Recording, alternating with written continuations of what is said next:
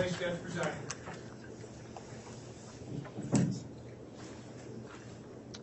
Thank you. Please be seated.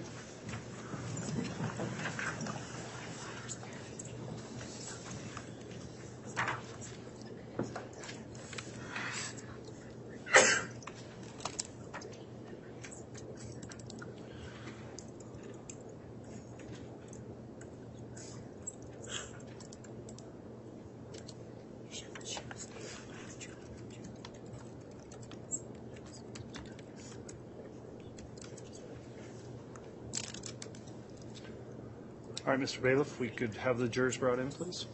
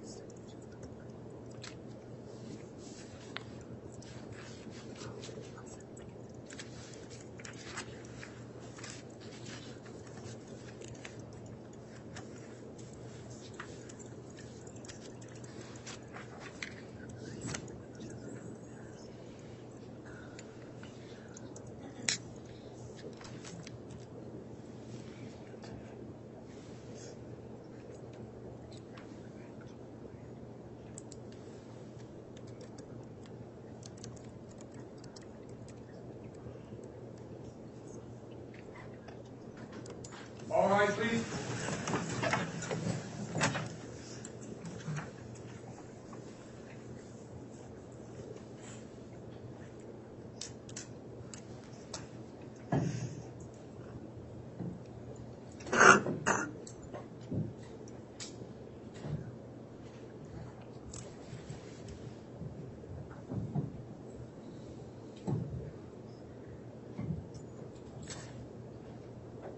Jury's all present, counted for your honor. All right, thank you, Mr. Bailiff. Please be seated.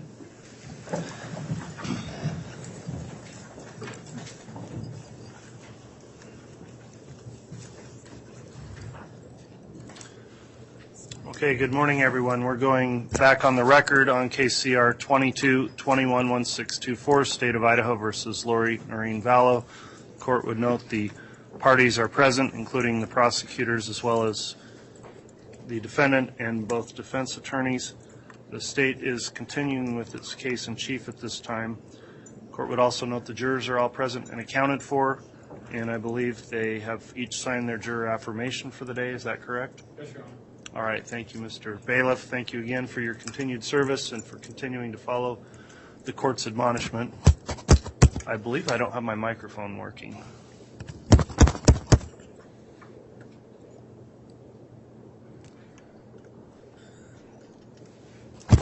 Okay, that's better. Thank you. All right. Again, thank you to the jurors for your continued service in this case and for continuing to comply with the admonishment each day as you go home.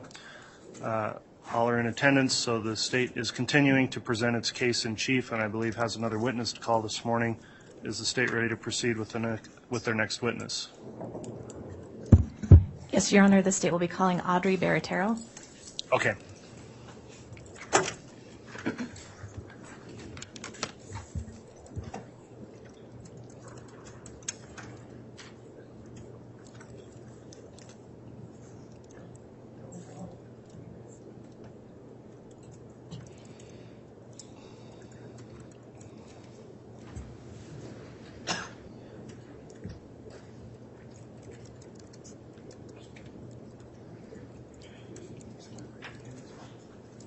Do you solemnly swear or affirm the testimony you're about to give will be the truth, the whole truth, and nothing but the truth? So help you God?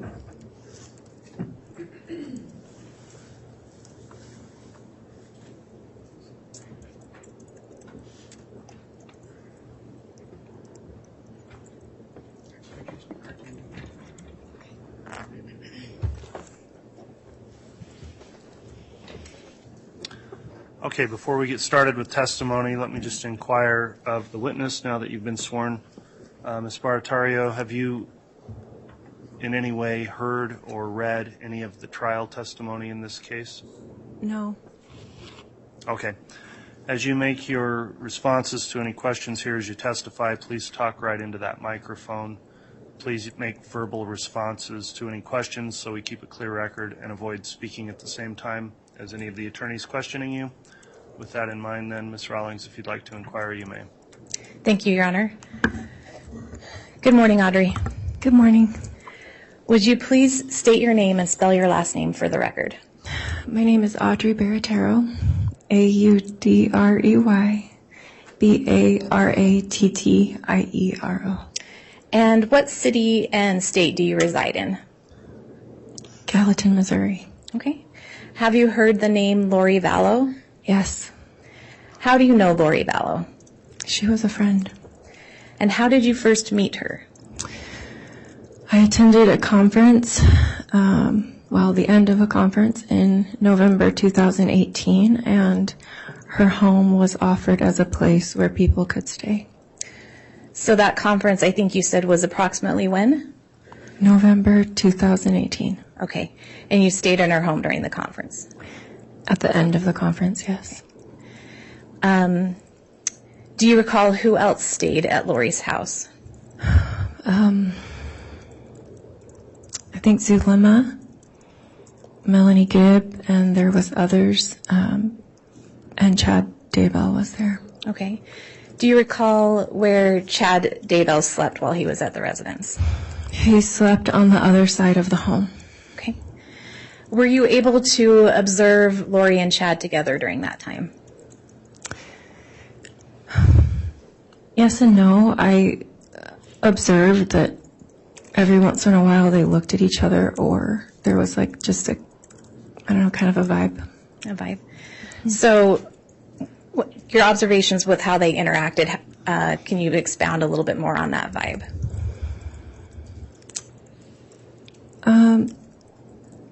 Did they seem flirtatious? Did they seem like they knew each other? Did they seem... They didn't seem flirtatious, but it seemed like maybe they knew each other a little bit or something. Okay. And were you aware if they had met previously? I think that they met in St. George. Okay. When did you next have contact with Lori? I believe in February, so about 3 months later or so, and Chad asked me to be her friend. Okay. So I was going to ask you how that occurred. Can you just explain a little bit how Chad asked you? He asked me to be her friend, Okay. and that she needed a friend, and I said, okay. Did he say why she needed a friend? He said that he couldn't talk to her all the time, and that maybe I could be someone to like uplift her or, be a friend. Okay. And you mentioned this occurred in February. Would that have been the February of the next year? Yes, 2019. Okay. And when you talked with Chad, how were you talking with Chad? I was talking with him on the phone. Okay. So he asked you this over the phone about Yes. Okay. And how often would you say that you talked with Lori on the phone after that? Usually it was every few weeks, but there was times that it was every couple weeks or a week, but for the most part every few weeks. Did you get to know each other over the phone? Somewhat. We talked about more so spiritual things, not as much things going on in personal life stuff. Okay. And when did you next see Lori in person? In the summertime Okay. of 2019. Summertime in 2019. What kind of event were you attending at that time? There was a event that was scriptural based and somewhere in Utah Valley, and I went to that. Okay. And I just want to back up a little bit. I think you said that Chad asked you to be Lori's friend because he couldn't talk to her all the time. Do you know what that meant? My impression was that he was trying to keep propriety because he was married. Okay. And this conference that you saw Lori at next, you said it was in the summertime. Where was that conference held? I'm sorry, can you say that again? Where the conference that you attended in the summertime? Mm-hmm. Where was it held? It was held in Utah somewhere in the Salt Lake Valley. Okay. And where were you living at the time of that conference in the summer? Do you remember what month it was? I don't, but I would guess that it was in June or July. Okay. And where were you living at that time? I was living in Utah. Okay. So you lived in Utah and you attended a conference in the same state. Is that Yes. right? Okay. Yes. And do you know where Lori stayed when she attended that conference? In a hotel. Okay. Did you spend any time with Lori? Yes. Do you recall who else visited with her and you?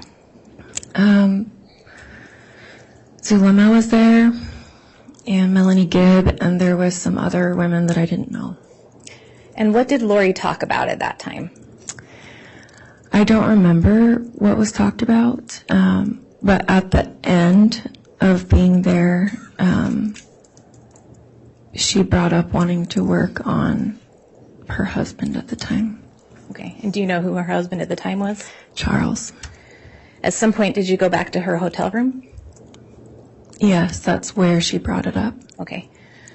So when you say that she wanted to work on her husband, Charles, what does that mean?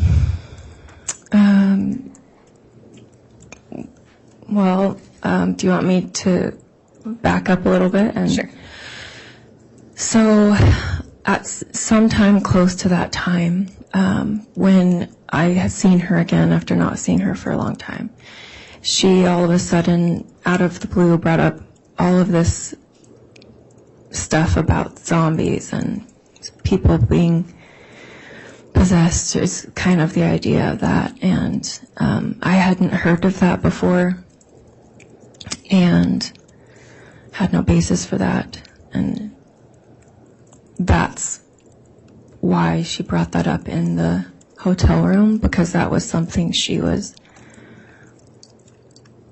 doing herself. Okay. So let's just break that down a little bit to make it a little more clear. So you mentioned that sometime before this she was talking about zombies and people being possessed. Yes. How was she talking to you about that?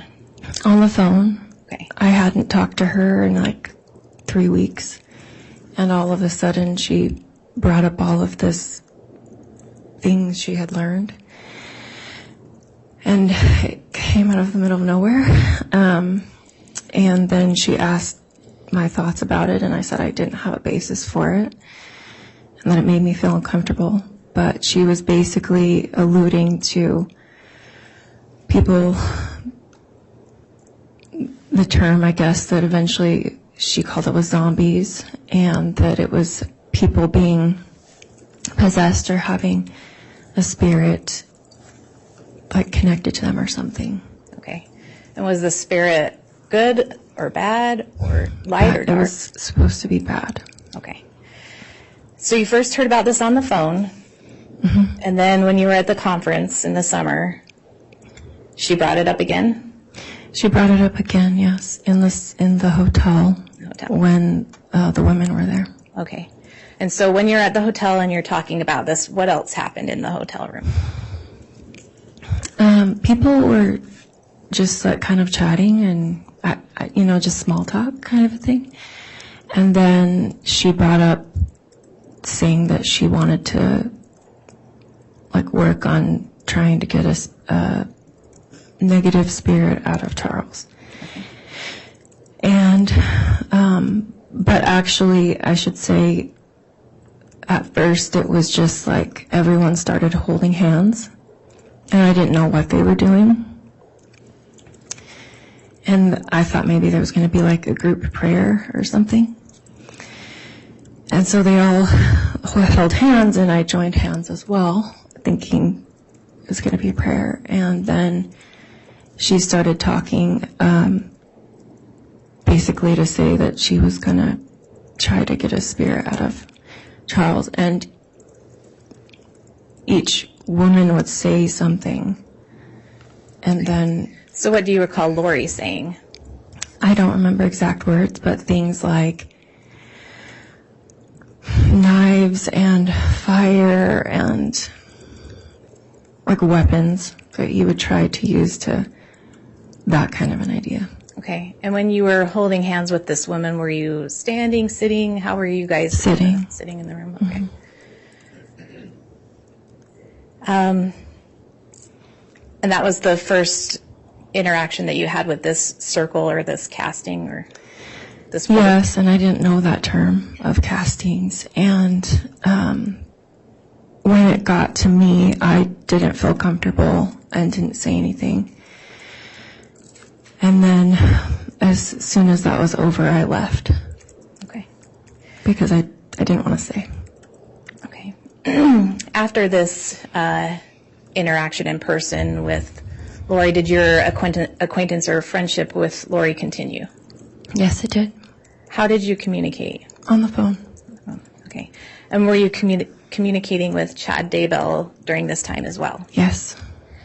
Now, how did you meet Chad? I met him in a event in St. George. I had never heard of him before. And he was a speaker and wrote books. And someone said, oh, you should go and hear him speak. So I did. And then I bought a couple books. Okay. And do you know what Chad did for a living? He was a speaker and an author. He wrote books. How many books of his have you read? 3. Okay. At some point, did you have contact with him about his books? Yes. About 2 months after I had seen him at that time in St. George in 2018, he reached out to me on Facebook to open up communication. And at that time, I asked him some questions I had about his books. Okay. So who initiated the contact? He did. And that was on Facebook. Facebook, okay. How would you communicate with him after that? On the phone. On the phone. Did you continue to communicate on Facebook, or was it just on the phone? Just on the phone. Okay. And what kinds of things would you talk about with Chad? Religious things. Okay. And you were continuing to talk with Lori? Yes, about a month and a half or so after he started a conversation, and then he asked me to be friends with her. Okay. Once you started talking with Lori, I think you said February 2019? Yes. What would you talk about with her? About, like, religious things or spiritual experiences. Okay. Do you recall talking to Lori about her move to Rexburg? Yes. And do you know where Chad was living at the time? He was living in Rexburg. Do you recall talking to Lori in late August or September 2019 about her daughter, Tylee? Yes, there was a few times in the fall that I asked her how her daughter was doing when I stayed at her house in November 2018, I met her daughter for a few minutes. Okay. And so in the fall of 2019, I asked every once in a while, like, how's Tylee doing? Because she was at college. And towards the end of the friendship, when I asked her how's she doing at BYU, she said that she doesn't talk to me very much these days. Okay. So I think you mentioned you had met Tylee initially at that Arizona conference. Yes. Okay. Did you ever meet JJ? Yes, for about 5 minutes, yeah. Okay. Did you ever have the opportunity to meet Tammy Daybell? Yes, I did once. And how did that occur? I happened to just be going to Idaho, and Tammy and Garth and Chad wanted to go to dinner. And Garth is one of Chad's sons. And so we went to dinner, and I liked her very much. And do you know who Tammy was married to at the time that you met her? She was married to Chad. Did Chad ever say anything to you about Tammy? Yes, during the course of the friendship, he said that he had had a near-death experience years before, and that he had been told by a deceased relative that Tammy would pass away before she turned 50. Do you recall when he told you this? I would say around the end of January 2019 or in February 2019. Okay. And at some point, did he indicate to you that he felt he would get married again? Yes, he did. Did he tell you who he would marry? He didn't tell me for a while, but then eventually he said Lori. Okay. And did he discuss this with you prior to Tammy's death? Yes. What were your observations regarding that? What do you mean? What did you say to him? What did you...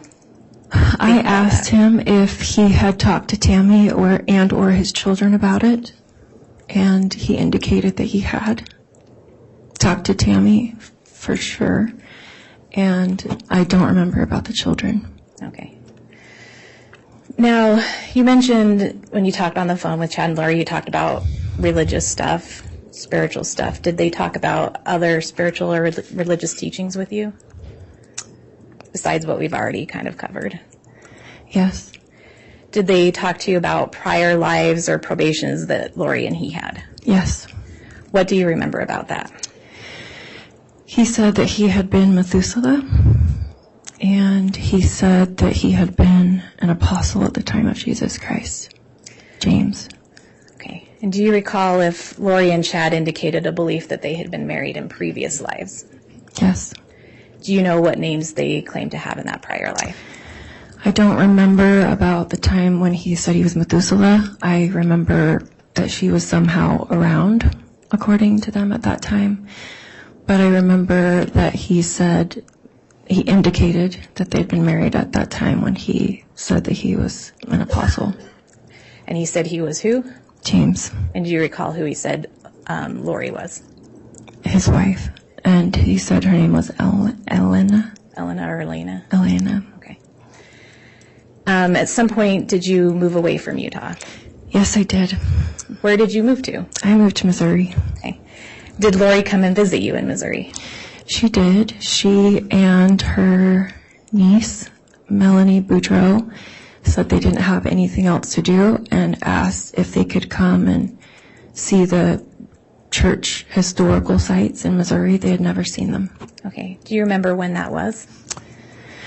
October 2019. Do you remember if it was the first part of October or later?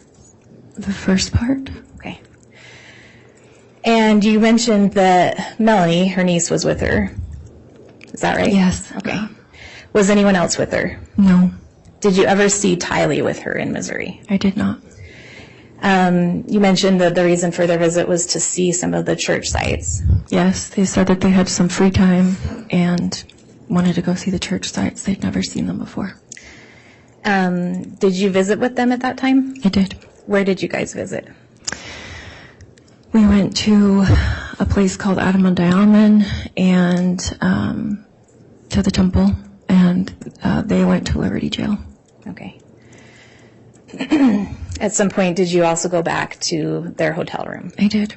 Did you stay there with them? I did stay there one night, yes. Okay. Now I want to talk to you a little bit more about this experience that you had in the conference in the summer in the hotel room. Mm-hmm.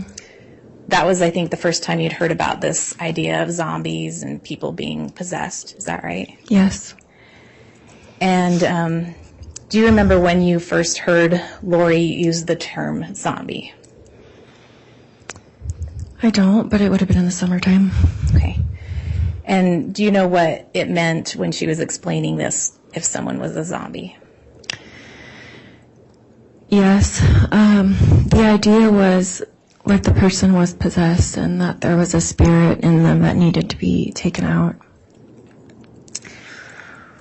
Did you ever discuss with Lori or Chad whether someone was light or dark? Yes. What did that mean? Chad had this idea that, I guess, like he would say if someone was light or dark, depending on if, like, they were predominantly a good person or if he predominantly thought that they were a negative person. Okay. Did you discuss with Lori people that she believed were dark or were zombies? Yes. And who were those people? She said her husband Charles was, and then later at the end of the friendship, she said that her children were. Anyone else? And Tammy. Okay. Yes. And so her children, can you just give me their names again? Tylee and JJ. So these included Charles, Tylee, JJ, and Tammy, is Yes. that right? Was there anyone else that she talked about being dark? Yes. Melanie Boudreau, one or two of her children. Okay. Now I'm going to go back to when you visited with her and Lori at the hotel room in Missouri. What happened there? They invited me to stay in their hotel room instead of driving back to my house, which was a distance away. And it was going great.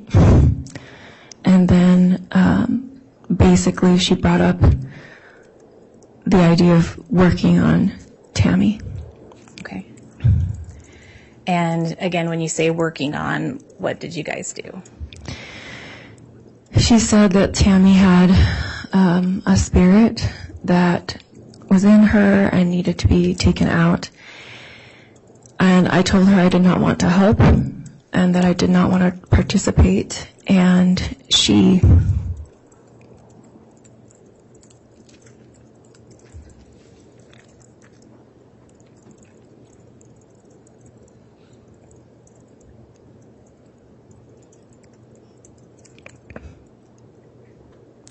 It's okay. If you need to get some water. She highly pressured me, saying, "You're supposed to be my friend. You're supposed to help me. Like Chad asked you to be my friend." And I reiterated that I didn't want to. And she kept on. And this was later in the night. And I didn't know. I didn't do those things in my own life. And I said that I would say a prayer. And basically, I said a prayer to Heavenly Father saying, okay, I don't know what's going on. If there is something going on with Tammy and it needs to be taken out, I ask for thee to help her.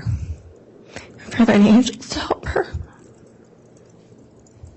And I ask that she would be able to feel the love of God. And ended the prayer. Okay. And were you holding hands with Lori and Melanie during this circle? No? Okay. Do you remember what other people were doing besides you during this circle? They were standing or sitting. Okay. Did Lori say anything about what needed to happen to this spirit that was in Tammy? That it needed to be out. Okay. At that time, I'd never heard it before. It was, again, at the end of the friendship, because I dissolved the friendship. But basically, at that time, Chad brought up an idea that, according to him, that if the spirit was in someone's body, that they were somehow being held prisoner.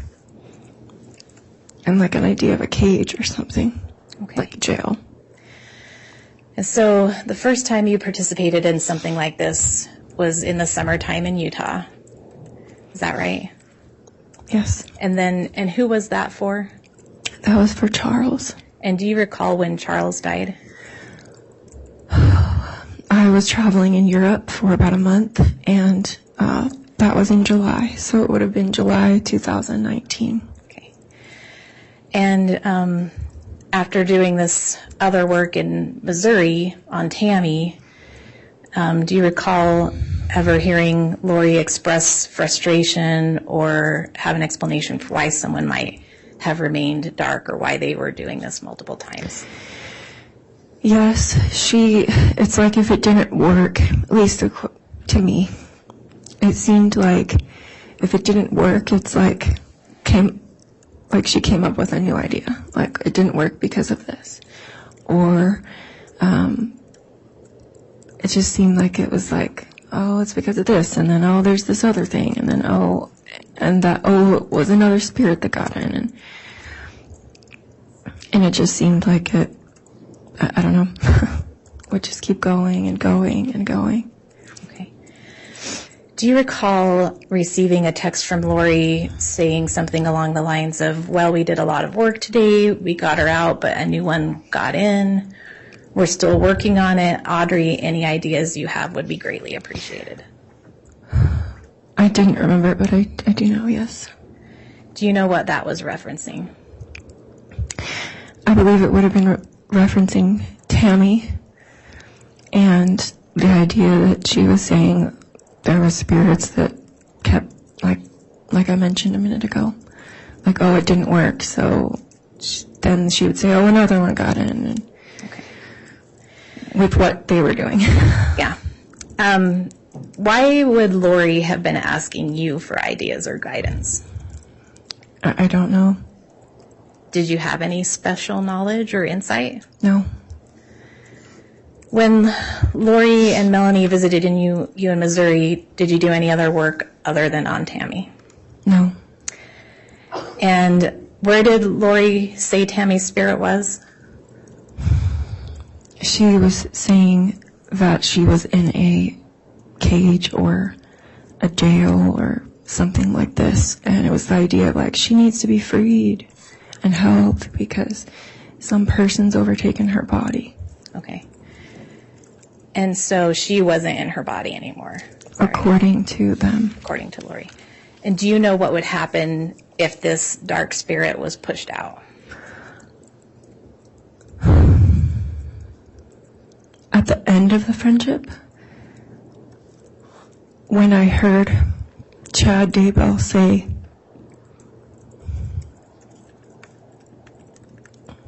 something to the effect of, why is the body still alive or something like that? Okay. I realized that they must have a different idea. Okay. Even further. Even further. And what did that mean? That they didn't intend for the person to be helped, I would think. That they didn't want the person to live. And after you visited with Lori and Melanie in Missouri, did you take a trip later in October? Yes. Where did you go? To Hawaii. And do you recall about when that was? Toward the latter end of October 2019. Okay. Do you recall who picked you up at the airport? Melanie and Lori. And where did you stay? In a hotel. Who was at the hotel with you? Lori and Melanie. What do you recall about your stay in Hawaii? It was very uncomfortable.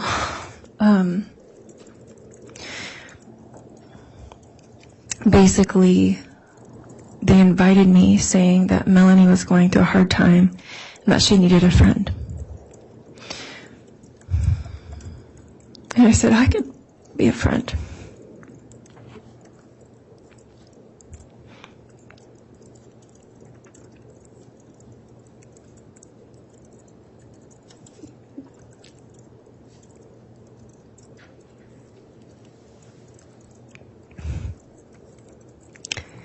And when I got there, shortly after getting there, Lori told me that Tammy had passed away, and I didn't know. I asked her when, and she said it had been about a week.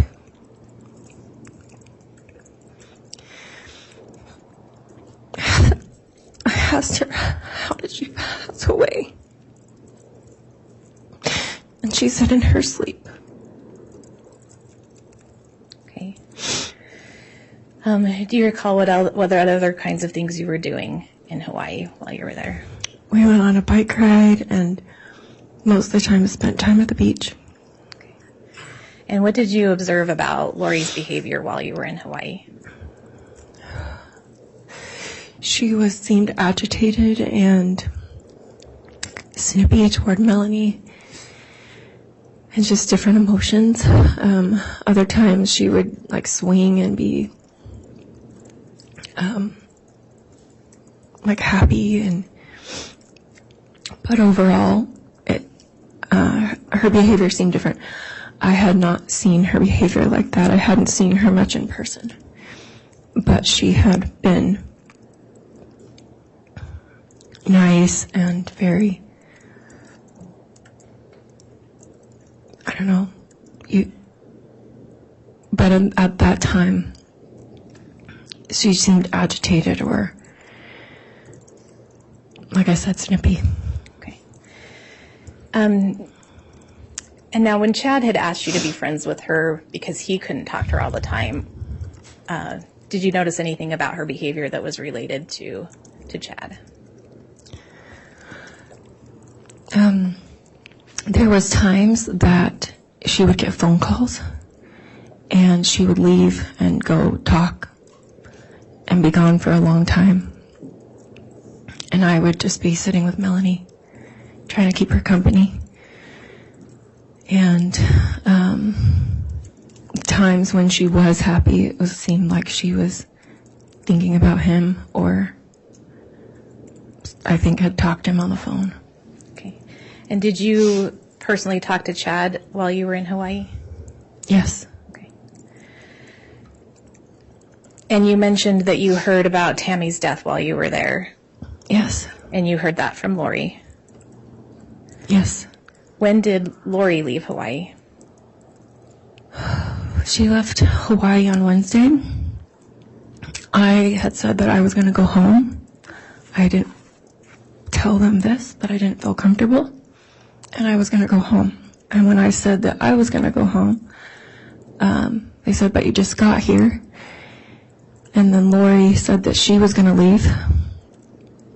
And Melanie said that she wasn't ready to go home yet, but that she didn't want to be alone. So when Lori said that she was going to be leaving, then I said, well, I could stay with Melanie so she won't be alone. And so did Lori leave before you and Melanie did? She did. Okay. And do you know if that was planned?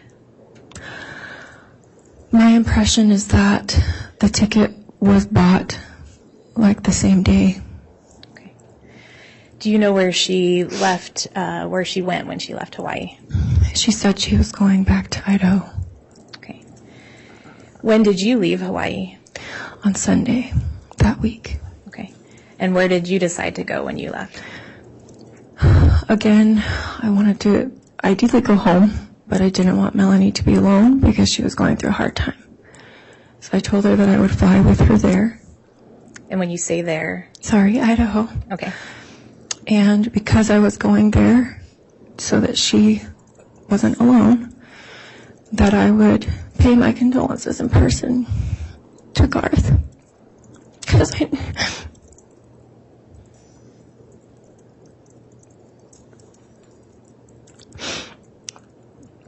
I knew that he had been very close to his mom. And then also to pay my condolences to Chad. And so that's why you decided to visit Idaho. Yes. Where did you stay while you were in Idaho?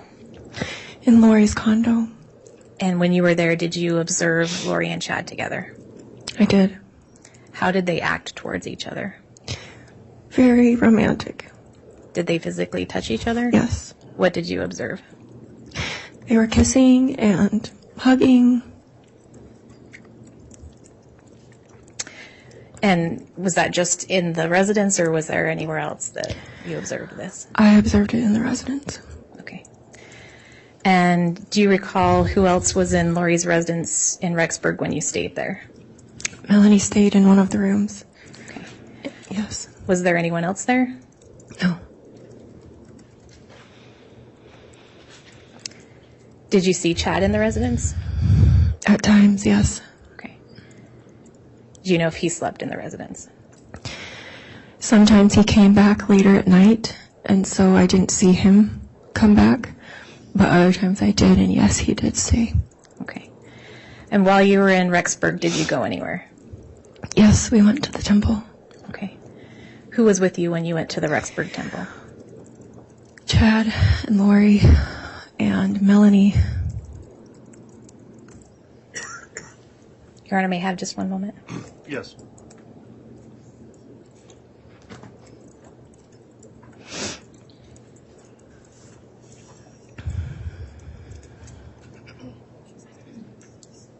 Your Honor, I don't have any questions at this time.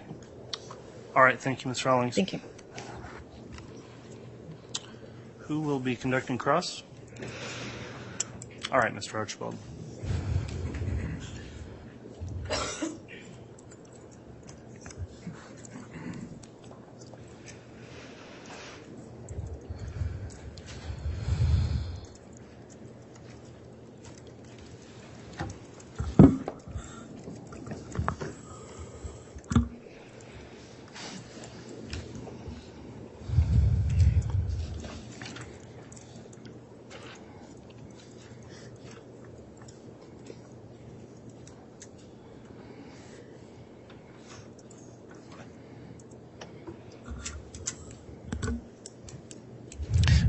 Good morning. Good morning.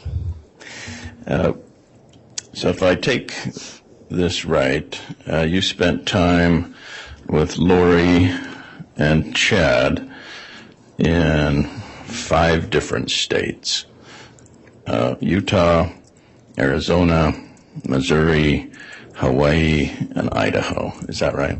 Yes. And you met them through conferences or religious seminars. Is that right? Yes. And what religion are you? A member of the Church of Jesus Christ of Latter-day Saints. And what were these conferences that you were going to? They were about like scriptures and about last days events. And how old are you? I'm 34. Are you single or married? I'm single. Okay. And what do you do for a living? I work remotely for customer service. Okay. And so you'd go to these seminars to, were they called Preparing a People seminars? Mm-hmm. Is that a yes? Yes. And preparing a people for what? For like the millennium talked about in scriptures. For the end of the world? Mm-hmm. Yes. And the end of the world seminars was something that you were interested in? I was interested in learning about that subject. And is that when you were introduced to Chad Daybell and started to buy his books? Yes. And these books that you bought from him, were they about the end of the world? Yeah, they were like fictional accounts of like people who would be like living fictional type. And did Chad tell you, yes, they're fictional books, but they're actually true? He said they were fictional, but that they were based on some of the ideas in them were based on spiritual experiences or impressions that he or other people had had. And Chad had talked to you about his near-death experiences. Is that right? Yes, yes. And that he had been to the other side, had seen that, and now he's back here writing books about it. Is that what he had told you? I don't know if he wrote a book about his near-death experience, but he was writing books. Okay.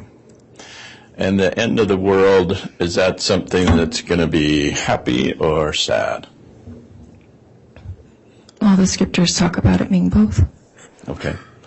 And so preparing a people is about preparing for a happy event or a terrible event? A happy event. Okay. So what's the point? Why do you need to prepare for a happy event? Objection, relevance, and argumentative. Overruled. Go ahead. Oh, what was the question? What's the point of preparing to be happy when Jesus comes again? What's the point of that? To be with God and to be with your family and to live among people who want to be with God. Okay. So what do you need to do to prepare for a happy event? Be living the commandments and the gospel, doing the best you can. Okay.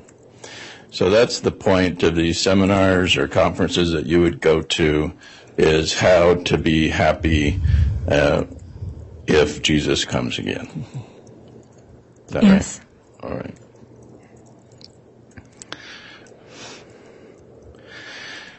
And so spending time with Chad and Lori, did you also meet Alex Cox? I met him once at the end of the friendship. And where did you meet Alex? In Idaho. Did you ever meet him in Utah? No. In Arizona? No. In Missouri? No. In Hawaii? No. Okay. Did you ever meet Charles Vallow? Once. And what did you think of him?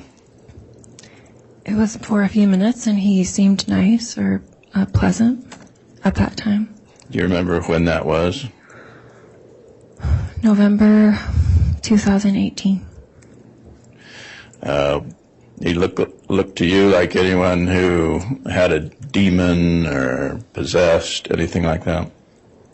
No, not when I met him. All right. And so when you did this first prayer group or casting in Utah, I think that was, you said, summer of 2019? Yes. And so and you had read in the scriptures about castings or getting rid of demons or evil spirits. You'd read about that in the Bible? Not particularly, but yes, it's in the Bible. Yeah. Doesn't Jesus cast out evil spirits? Yes. So that's in the New Testament? Yes. And so you were familiar with that concept of Jesus casting out evil spirits, right? Yes. So in these prayer groups, when you and your friends were saying, let's cast out an evil spirit, you had never been part of a prayer circle that had done that. No. And was it unusual to you? It was very sudden and unusual, yes. Okay. Because you weren't like Jesus in the New Testament. He'd see an evil spirit and he'd cast it out. And that's what you were familiar with, right? Yes. So in this situation, some ladies were meeting in a hotel room and asking Jesus to cast out an evil spirit somewhere else, right? I don't know that they were asking Jesus to. Who are you praying to? Your Honor, I'm going to object. This is misstating the witness's testimony. I'll overrule that. I think it goes directly into what direct testimony discussed. So, Who were you praying to if it wasn't Jesus?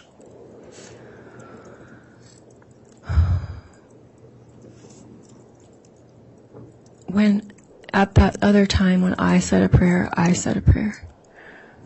The method that they were using didn't seem like a prayer.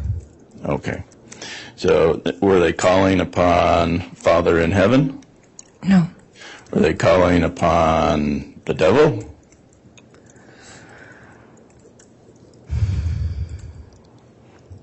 Not specifically, but the words that were used were like aggressive things. And so this is your very first time that you spent with these ladies in a hotel room in Utah in 2019, and Charles Vallow was still alive, right? Yes. And they're saying things, and you don't think it sounds like prayers to Jesus. You think it sounds like something else. I didn't know what it was, but it wasn't like a prayer, like... And so were you worried for Charles Vallow at that time? I didn't know what to think. Did you call the police? No. So did you call church headquarters? No. So you just thought, these are ladies, they're being kind of weird? Is that what you thought? Is that a yes? Yes. And so if you thought they were a bunch of weirdos, then you'd never want to hang out with them again, right? Yes, but I thought it was just, I didn't know what to think of it, and that I didn't know about it, and it wasn't my thing personally. So did you say, hey ladies, this is stupid, let's not do this? No, I just removed myself. I left right after. But yet you kept getting together with these ladies, right? No, I did not know Zulema and Melanie Gibb very well. So you met them after this, first time you met them again in Arizona, right? Yes, but I was not in communication with them. And your communication was mostly with Chad, right? Yes.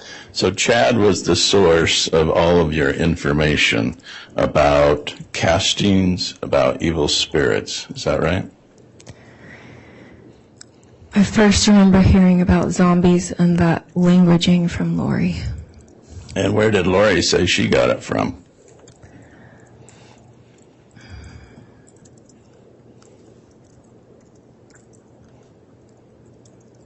Chad, right? I'm trying to remember. I don't remember one for sure. Okay. And so these spiritual experiences that you were, their spiritual talks you were having with Chad, did you ever at any time think he's a weirdo, he's leading me astray?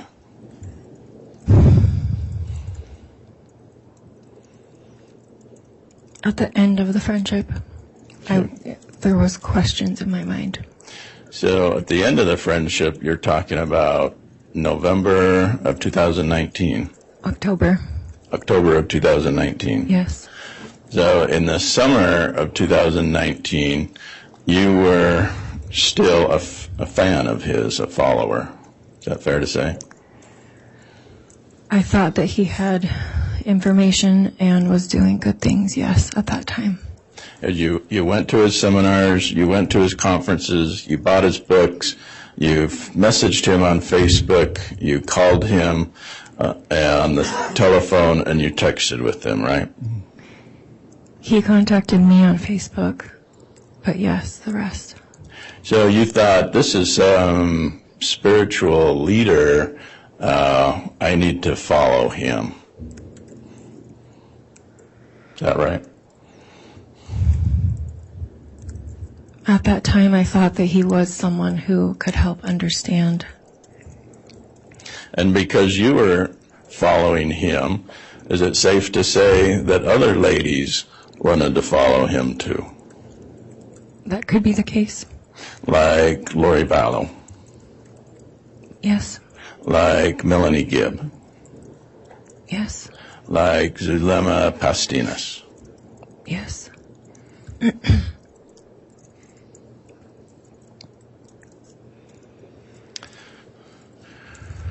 So when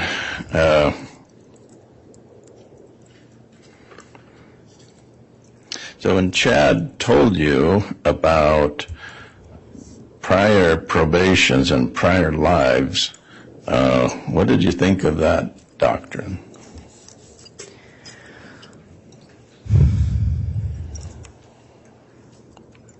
I wondered if there could be something to it. And he said that he had been Methuselah. Is that right? Yes. And who is that? He lived in the Old Testament and was a prophet. So Chad Daybell told you, in a prior life of mine, I was a prophet named Methuselah in the Old Testament. He told you that. Yes. And you believed him. Yes. And in another prior life, Chad Daybell told you, I was an apostle of Jesus Christ. He told you that. Yes. And you believed him. Yes. So that's 2 prior lives. Did he tell you how many prior lives he had? I don't remember how many he said. Multiple. Yes. Many. Is that right? Yes. Over thousands of years. Yes. Over millions of years. Yes. Over billions of years. I don't know. Long time. That he was regenerating as all these great people. Right? Yes. Did he ever say, yeah, one of my prior lives, I was a loser in the 1700s? Ever say anything like that? No. Yeah. All of his prior lives, he was someone great, someone cool, right? Yes. Yeah. And he told you that his name was James, and he was a friend of Jesus, right? Yes. Was he the brother of Jesus named James, or a friend? I think it was the brother. Okay. And that Lori had been, in one of her prior lives, she had been Elena, and she had been married to James in a prior life. Is that right? Yes. And Chad and Lori, in their prior life, Chad told you that they were friends with Jesus and walked in Palestine with Jesus. Is Yes. that right? And Chad Daybell told you that you were married to Jesus. Objection, Your Honor, relevance and beyond the scope. Overruled. Yes, he did. And so what was your name being married to Jesus? He said Joanna. Joanna? So when Chad Daybell told you that in a previous life your name was Joanna, and you had been married to Jesus, what did you think of that?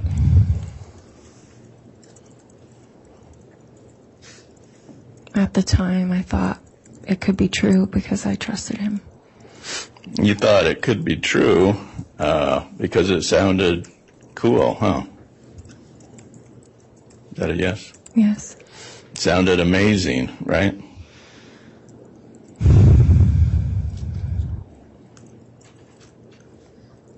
Yes.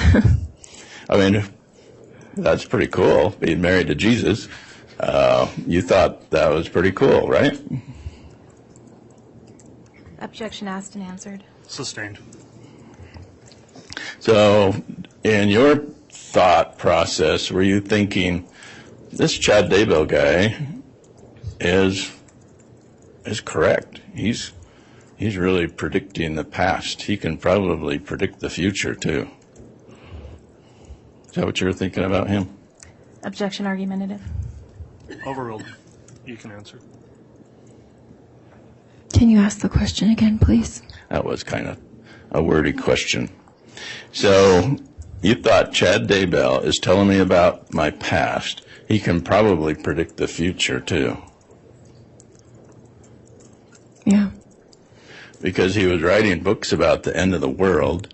He was telling people who they were in prior lives, great people, not losers, and that gave you a feeling of, I'm somebody, right?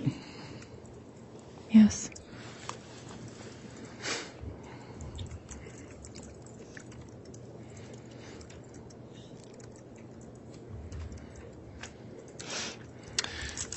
Why did you move to Missouri? As a matter of prayer, I just personally felt to. Is that because Jesus is supposed to come to Missouri? It wasn't for that reason. I was just praying and following the Spirit for my life. Do you believe that Jesus, when he comes to earth again, is going to come to Missouri? Objection, her beliefs are irrelevant. That's sustained. You don't need to answer that question. Did Chad tell you that? That Jesus is going to come to Missouri? That is a belief of the Church of Jesus Christ of Latter-day Saints. That Jesus is going to come to Missouri when he comes back to earth. He's not going to come to Jerusalem. He's going to come to Missouri. That's what Chad told you, and that's what you believe. Objection, again, her beliefs are irrelevant. Sustained.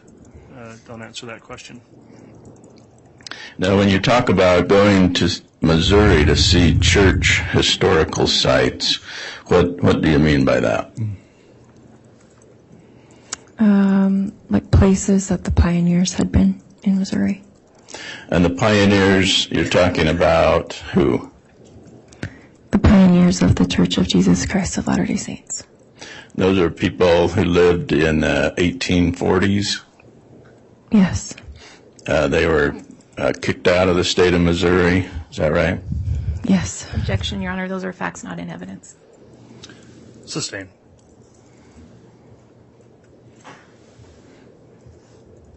So which church historical sites did you visit? Adam on Diamond, and they went to Liberty Jail, and I don't know if they went to any others. So what does Adam Ondai Amen mean?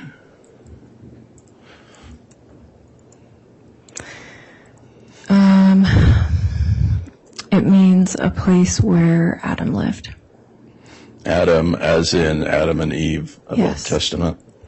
He lived in Missouri in a place called Adam Ondai Amen. Yes. All right. And then you went to, you say, you went to the temple in Missouri with Lori and Melanie Bedreau. Which temple is that? The Kansas City Temple. Okay. And then you went to Liberty Jail. What are you talking about when you say that? Liberty Jail is a place where Joseph Smith was in jail. And why is that significant?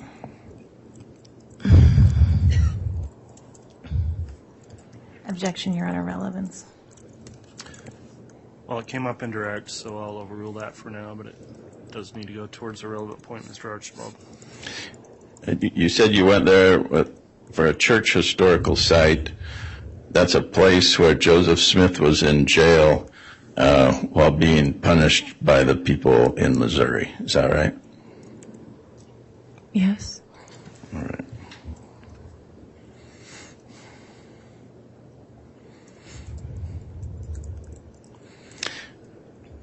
And then in October of 2019, when you're in Missouri, you were with them when they did another casting. This time not with Charles, but with Tammy, right?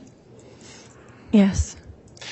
And so this casting in this hotel room, you and two other ladies, what do you do? You say you prayed to Jesus. Was there other prayers to Jesus to get rid of evil spirits in Tammy? I guess I don't know what you mean. I said a prayer to Heavenly Father, and saying that I didn't know what was going on or if there was something. Okay. But that He would help. You wanted to help Tammy. Yes. And you believed that saying a prayer to Heavenly Father would help Tammy get rid of her evil spirit. That if there was something going on that God knew, and asking for Him to help if there was something. Okay. And so were you and Lori and Melanie holding hands similar to what you did in the Utah hotel for Charles? No, I don't think so. Okay. Now, sometime during this summer of 2019, you also heard the term zombies. Had you ever heard that before, other than in scary movies? No. And did that term come from Chad Daybell? I don't know who it came from. At the time, it seemed like it came from her. Okay. And did Lori say this is something that Chad has taught? I don't remember her saying that. And how about the light or the dark scale? Had you heard of that before? No. And is that something that came from Chad Daybell? Yes. And that was his way of predicting if you're good or if you're bad. Is that right? Mm-hmm. Yes. Is that also a way of predicting if you're going to live or die? No. Okay, it was just good or bad. Yes. Right. And what was your score? I don't remember. Was it a good score? Yes, like good, yeah. Yeah. So Chad Daybell said you have a good score. Yes. But you don't remember the number, but you remember thinking, oh, that's good. Mm-hmm. Right? Yes.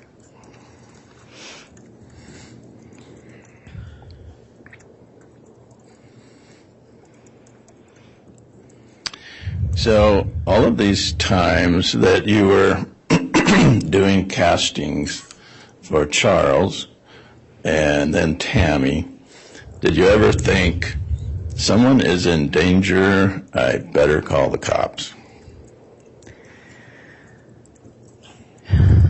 No, not until at the end when I dissolved the friendship and I felt like I could be in danger. So you dissolved the friendship when? When I left Idaho. Okay. So you'd been to Utah with them, Arizona, Missouri, Hawaii. During those 4 states, hanging out on the beach, going to seminars, you didn't feel like this is weird. You were okay with it. Hanging out on the beach? Didn't you guys go to the beach in Hawaii? Yes. I didn't think that was weird, hanging out at the beach. Well, yeah. They were friends. You were having fun with your friends on the beach in Hawaii, right? Yes, but it was uncomfortable because they were talking all the time about zombies and about Melanie's kids. And so you felt so uncomfortable around them after Hawaii that instead of going home to Missouri, you went to Idaho with them. I wanted to go home to Missouri. But they made you buy a ticket to Idaho instead of Missouri. No. Okay. But I have a big heart. No. And I didn't want Melanie to be alone because she said she was going through a hard time. Because you were a friend. You were a friend of Melanie Boudreau, right? I had only met her briefly before that. Like, the first time I met her was when she came to Missouri. But as I said, Yeah. I have a big heart and try to help those around me. Yeah.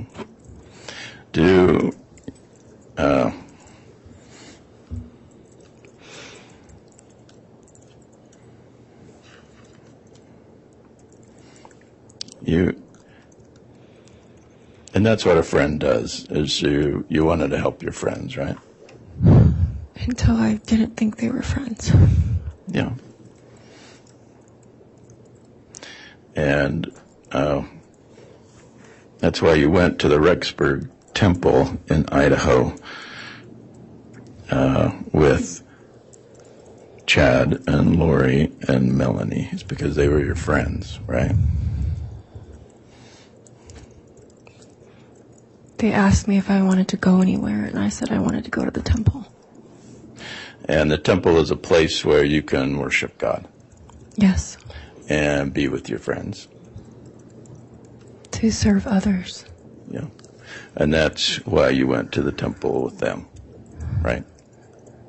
The temple is a place of peace. Yeah.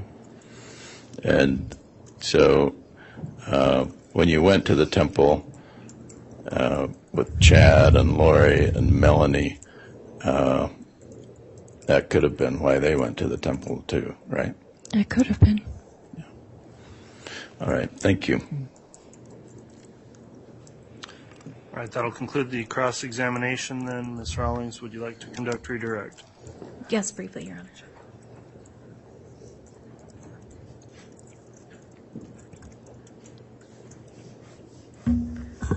Audrey, I want to clarify some things.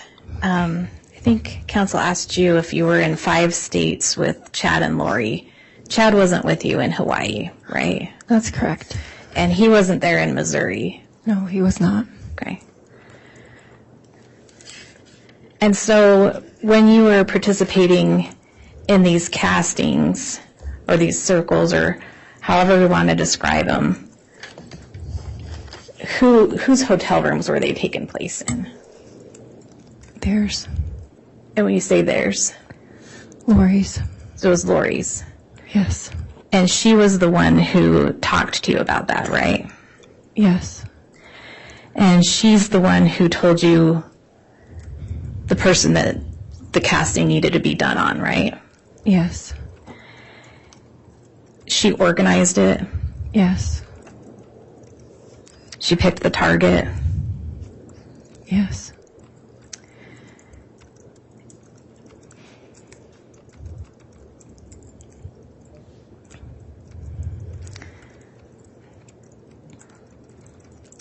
Now,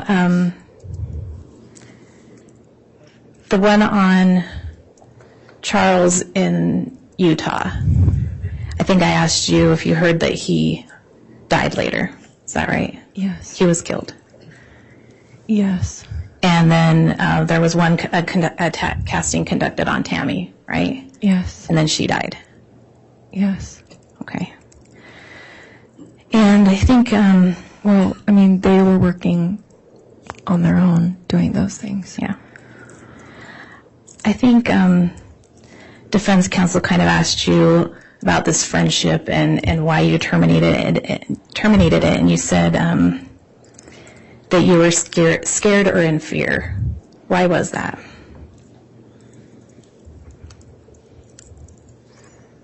Because of a conversation. And who was the conversation with? Lori. Did she make threats to you? She did. What did she say?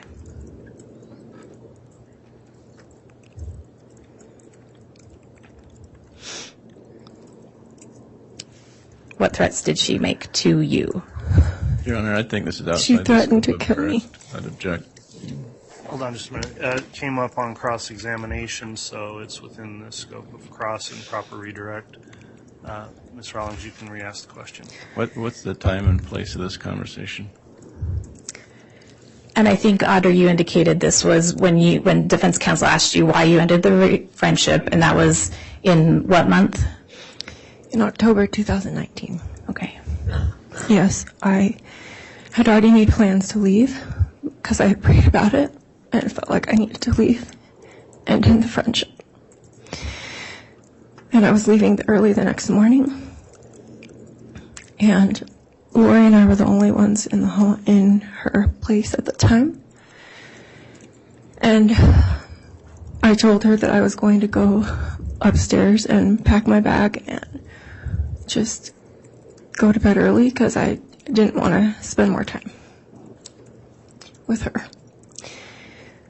And as I went to go and do that, I asked her the question, is there anything weird going on that I don't know about? And she said, no. What do you mean? And I said, I don't know anything. And she said, no. So I took her at her word because I'm a trusting person. And as soon as I turned to start to go up the stairs,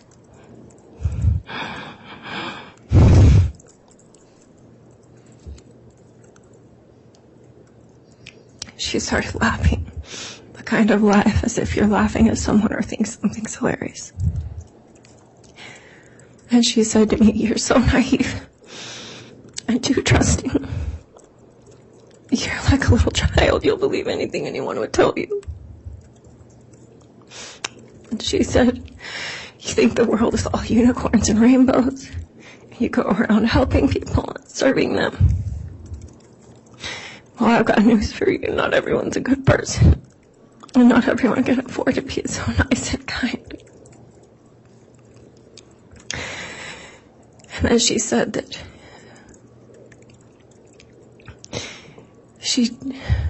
So I want to just focus on what threats she made to you.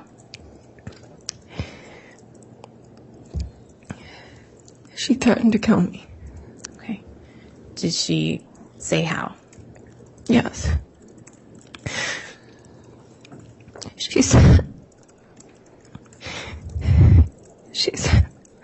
that she would cut me up. And something about that she wasn't in the mental place to do that, but that she would get herself in that place to be able to do it. But that she didn't want to have to because it'd be so messy and there'd be so much blood. And then bleach and something about trash bags. And that she would bury me where no one would ever find me. Okay.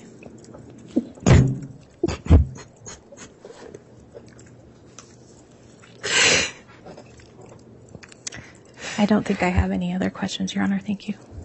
All right, Ms. Rawlings. Can I recross on that? You may, Mr. Archibald.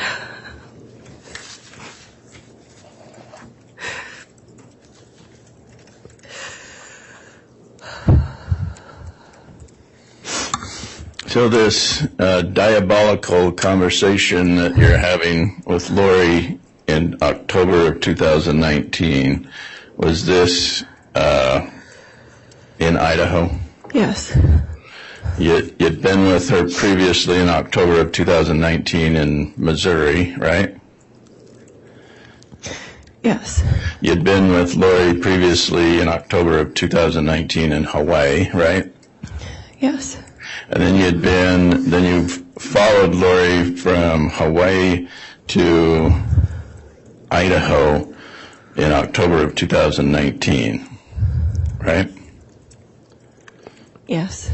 And then you decide it's time to go home to Missouri. I'm sorry. I didn't follow her. I did not follow Lori. Okay. You just happened to go from one state where you were vacationing with her to her place where she lived.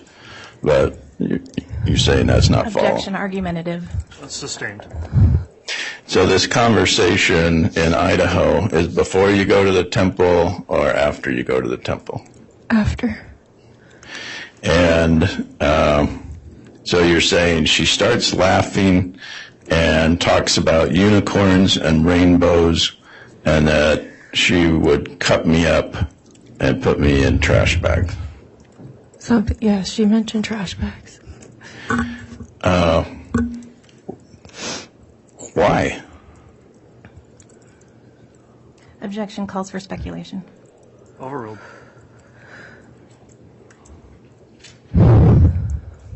Did she ever say, I killed my kids and I'm going to kill you too? Objection beyond the scope. Overruled. No, I knew nothing about her children. Right. Did she say, I killed Charles and I'll kill you too? She didn't talk about Charles. Nothing like that, right? She brought up being at the scene, watching someone take their last breaths. And you have previously testified under oath, swearing an oath that you'll tell the truth. You have previously testified at a grand jury hearing. Do you remember that? Yes. Do you remember taking an oath to tell the truth, the whole truth, and nothing but the truth? Do you remember that? Yes. And do you remember your testimony that you did not say anything like this? I was scared, and she had said that if you ever tell anyone, I'll come and find you in the dark of night. So you now want the jury to believe that even though you previously testified under oath and nothing of this sort was talked about, that you come here today and say you're so scared, that's why you didn't previously testify about it. Objection, Your Honor, argumentative. It's overruled. What was your question? You want the jury to believe that you just didn't make this last crap up. I did not make it up. But you acknowledge that you did not say this when you previously testified in support of probable cause, right? Yes. Chad Okay. and Lori. Thank you. Your Honor, can I just ask one follow-up question? No, Ms. Rawlings, that's been through a redirect and recross, and so that will conclude the testimony of this particular witness. All right, we're going to take our mid-morning recess at this point. Let's take 30 minutes, and we'll come back on for additional evidence at about 10:40. Before we do that, let me ask if the witness is under subpoena and can be excused. We would request that she be released, Your Honor. All right, any objection? No objection. Okay. Ms. Baratario, you can be released then from your subpoena. We'll be on recess, and we'll come back in 30 minutes. All right, please.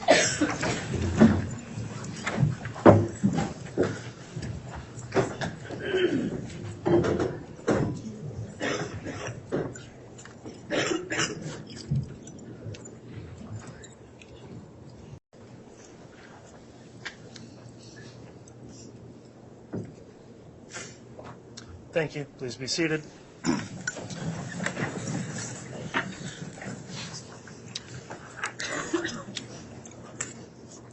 Okay, we're back on the record. CR 22-21-1624, State of Idaho versus Lori Vallow. The state's continuing its case in chief. Is there another witness to call this morning? Yes, Your Honor. Will that be? It will be Detective Vincent Kaikamanu. Okay, we'll go ahead and have the jurors brought in, and then you can call your witness.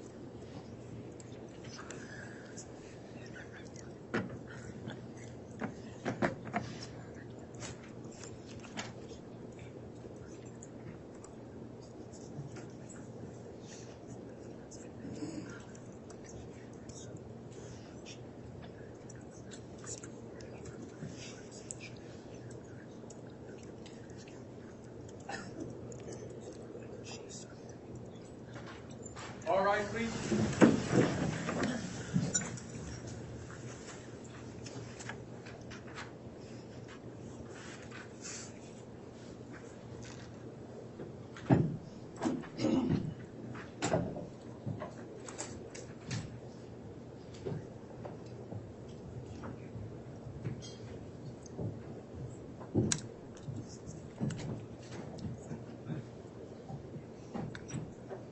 Jury's all present, count for Your Honor. Thank you, Mr. Bailiff. Please be seated.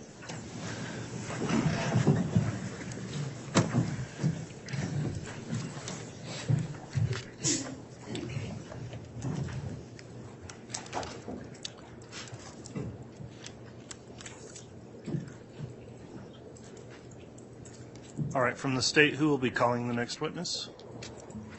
I will be, Your Honor. Okay, Ms. Blake, you can call your next witness. Detective Vincent Kaikamanu.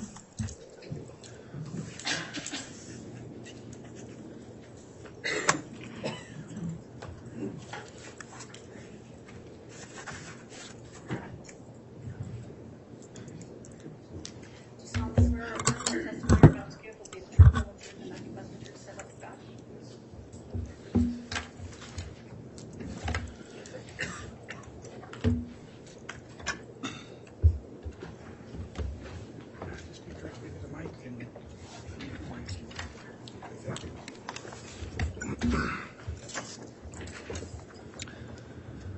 All right, before we get started with testimony, Detective Kaikamanu, have you viewed any of the trial testimony in this case in any way, read it or listened to it since the trial started? I have not. Okay, thank you for that. When you're being questioned, please talk directly into the mic, use verbal responses for questions, and please don't talk over the top of any attorney questioning you so we can keep a clear record. With that in mind, Ms. Blake, if you'd like to inquire on direct, you may. Thank you, Your Honor. Would you please state your name and spell it for the record? Vincent Keone Kaikamanu. Last is K-A-A-I-A-K-A-M-A-N-U.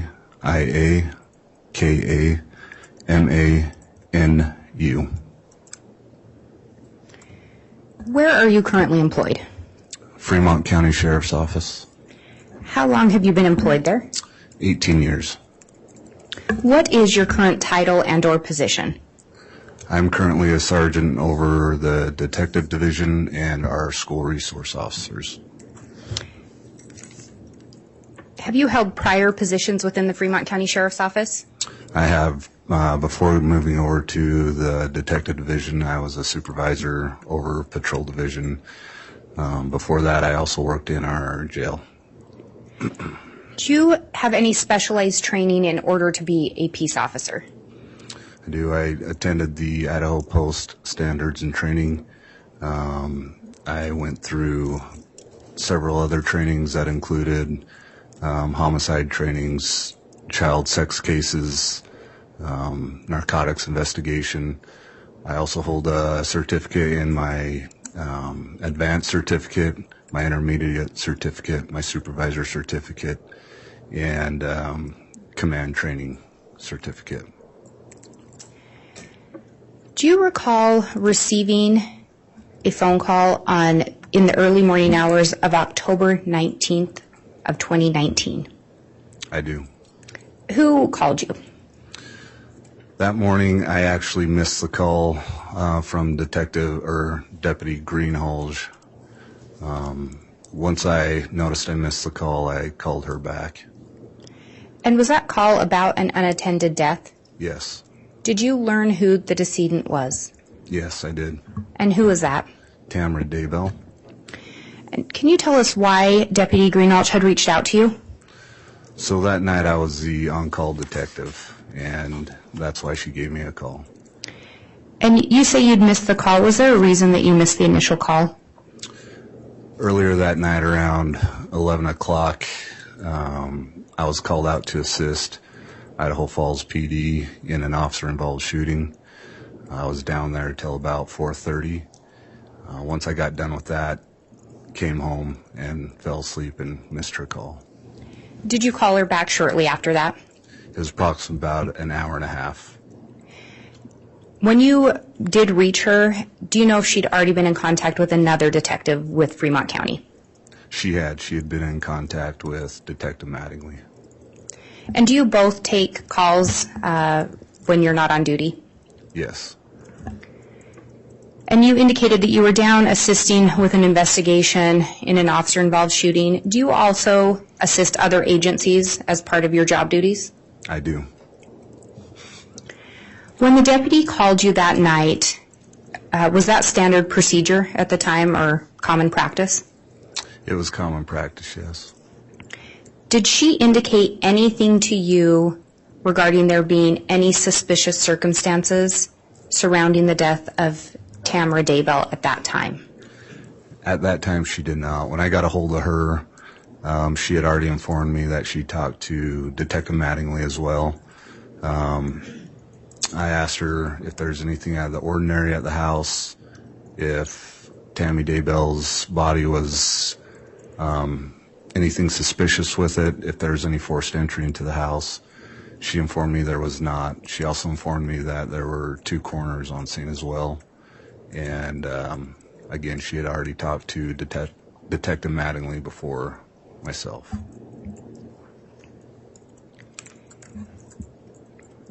Had you heard Tammy Daybell's name prior to receiving that phone call from the deputy? No. Later on, well, let me back up.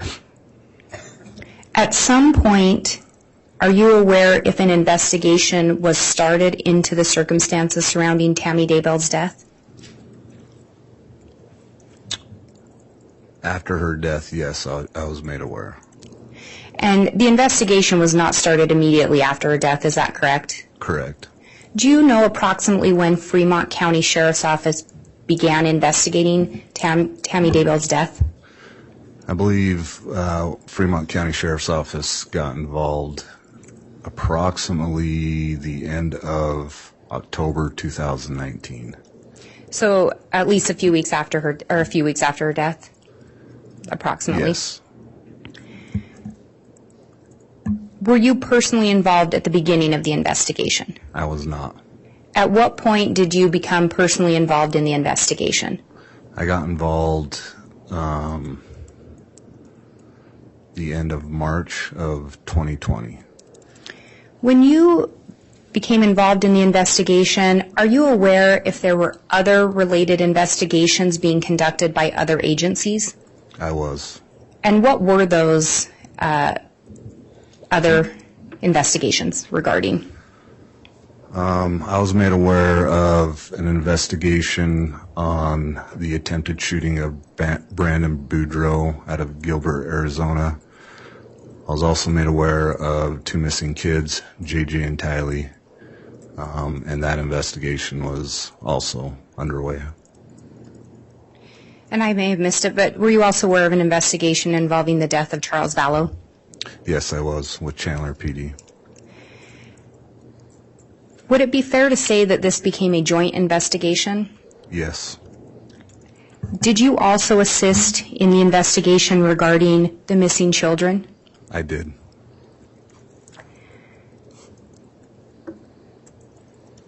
During your investigation, did you learn of a prior incident involving Tammy Daybell that occurred on October 9th of 2019? I did. And what did you learn regarding that? Once I got involved with this investigation and looking further into other reports, I was made aware of an attempted shooting on Tammy Daybell.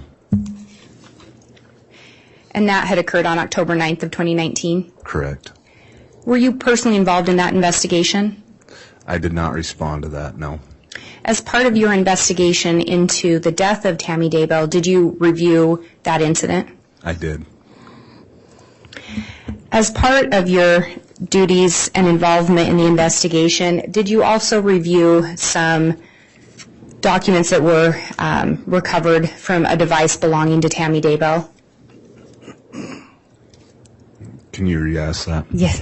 As part of your investigation, were you involved or did you review some documents recovered linked to Tammy's phone and or her email account? I did. And do you recall reviewing a message that Tammy Daybell had sent to her son, Mark Daybell? I did review that, yes.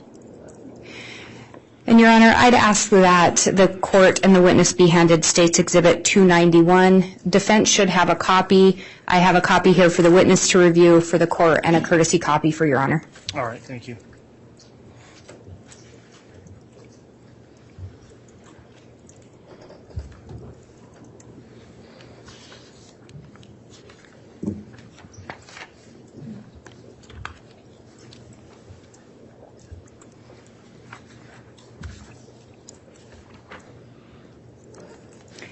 And if you would look that over, I think it may start at the bottom of the first page and continue on.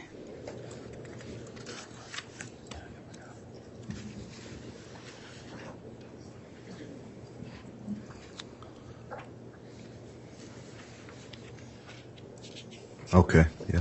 Do you recognize that message? I do. Have you seen it before? I have. Your Honor, the State would move for the admission of State's Exhibit 291. Any objection? Yes, Your Honor, may I have voir dire? Yes. So, as far as this Exhibit 291, how did you come into contact with this exhibit? I came in contact with this exhibit through a warrant that I did on Tamara Daybell's email. Okay. And you used this exhibit during the course of your investigation? Not this exact exhibit, no. Okay. Judge, I'm going to object that he doesn't have personal knowledge of it, and it's not proper to bring it in with him. And Your Honor, if I may respond. Yes, Ms. Blair. I believe it's actually, and I should have probably clarified this, I believe it's already been admitted under State's Exhibit 108, which was the admission of the email linked to Tammy Daybell. This is simply an extraction from that exhibit and has been provided its own exhibit number. Then I would object to it being cumulative. And Your Honor, it has not been testified to. It's simply been provided as part of a global exhibit. And as to the first objection by him, I think the detective has identified this as a message he reviewed. This was reviewed as part of a phone extraction, which we simply can't pull over, that we couldn't bring in the exact phone extraction. So it's a copy of that. All right, I'll need a moment, I think, to review what is Exhibit 108. Can you explain a little more about what 108 is? 108 was done with a business record certificate, is my understanding, and it contains the email, the information retrieved from that email search warrant that the officer referenced, that the detective referenced. All right, if you'll give me just a moment, please.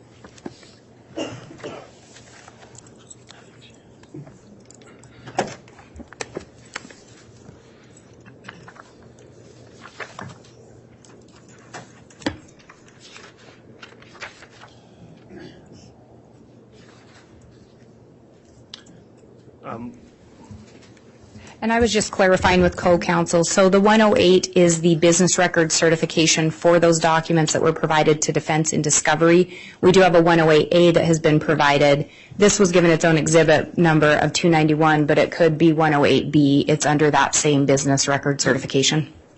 Judge, I'll just renew my objection that it's cumulative. If we need to use 108, then we should use 108. And again, to clarify, 108 was only the business record certification, not the full records being admitted. I believe we'd done the certificates in order to be able to admit portions of those without admitting the full record. 108 corresponds to the Fitbit information. It should also reference tammy.daybell@gmail.com as the email.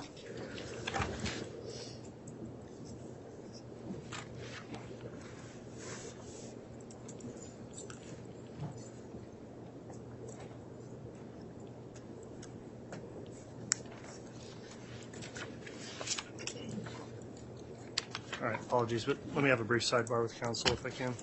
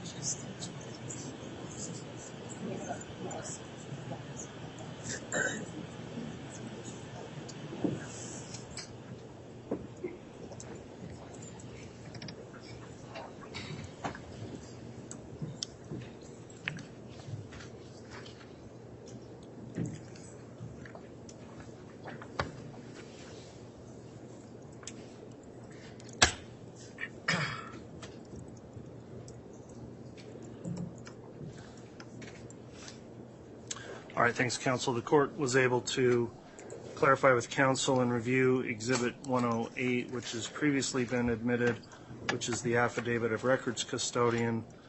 Contained within 108 also is the records for the email address that corresponds with the proposed Exhibit 291.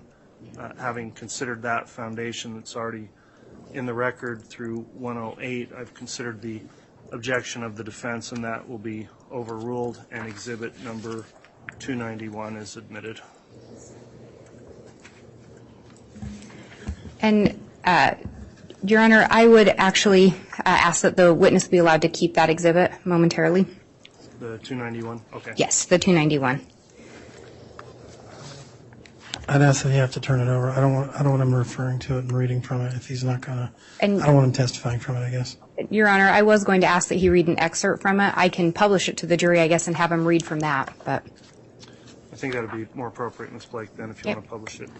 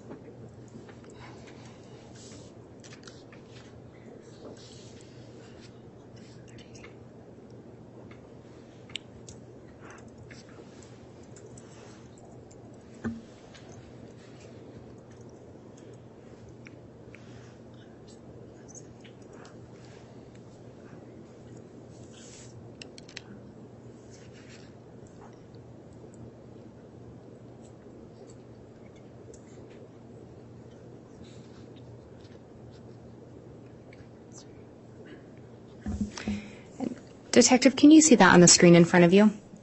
Yes.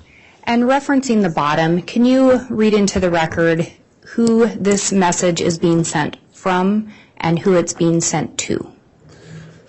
This message is sent from tammy.daybell@gmail.com. Tammy Daybell, sent to mark.daybell@missionary.org. Mark Daybell, timestamped 10/13/2019 at 2:38:18.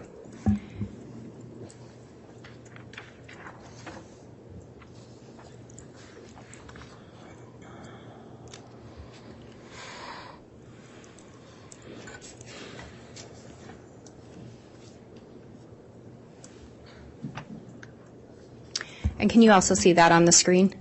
Yes. And is this a portion of that email? Yes. And could you read that into the record, starting with the now? Now, on the same day, I was coming home from clogging. It was about Your Honor, I'm 9. going to object. I think we need some context as to who's speaking, who's writing this, what's going on. Your Honor, he already indicated who the message was being sent from and who it was being sent to. The objection's overruled. If you want to go ahead and start again there. Yes. Now, on the same day, I was coming home from clogging. It was about 9:15, and I backed into the front driveway. I was getting some items out of the back seat. We had made freezer meals at enrichment night, and my clogging shoes. I realized someone was by the back of the car. I looked up, thinking it was Dad or Garth to help me carry stuff in. Nope. It was a guy dressed in black with a ski mask on, pointing a rifle at me. I think I was a bit in shock because I just said, "What do you think you were doing?" Then I noticed a rifle was actually a paintball gun. It had a hopper on the top. The guy started pulling the trigger, and I could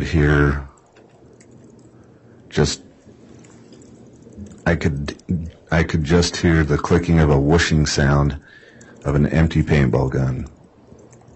He stayed standing by the back of the car, just pulling the trigger while pointing the gun at me. For some reason, I just kept asking him what he thought he was doing. At that point, I was actually more annoyed than scared, because he was standing between me and the door, and he didn't step towards me or even say anything. The scared part came after, when my brain thought of what things that could have happened. The thought crossed my mind to hit him with my clogging shoes, but first I looked towards the house and yelled, "Chad." The guy ran around the house, around the north side of the house. I ran in the house and got Dad and Garth.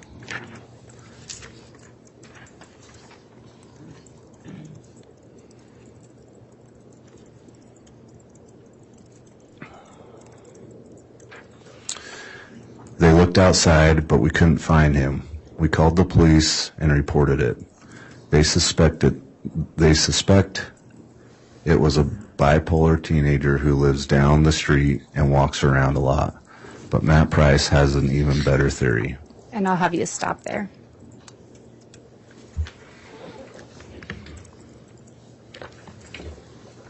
And through your investigation, you had reviewed that email?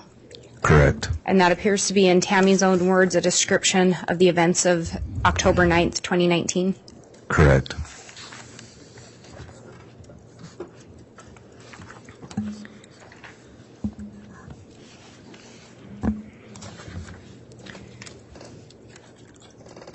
When you were looking into this investigation, did you end up looking at additional information from a Homer J. Maximus account?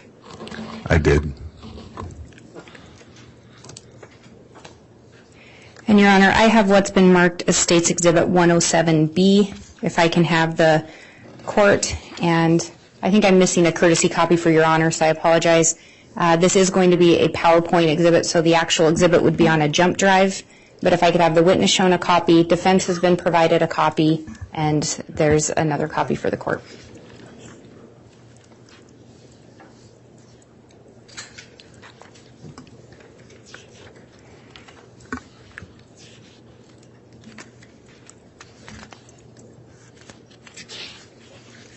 And if you could look through those pages.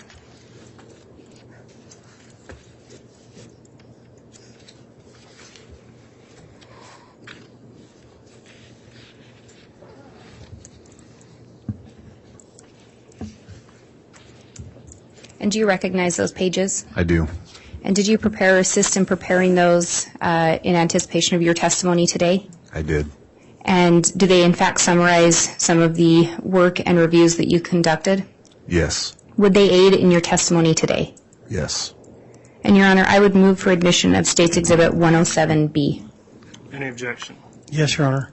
I believe that Detective Kai Kamano is going to use this to not only reference different things in his own knowledge, but he's simply going to read from it.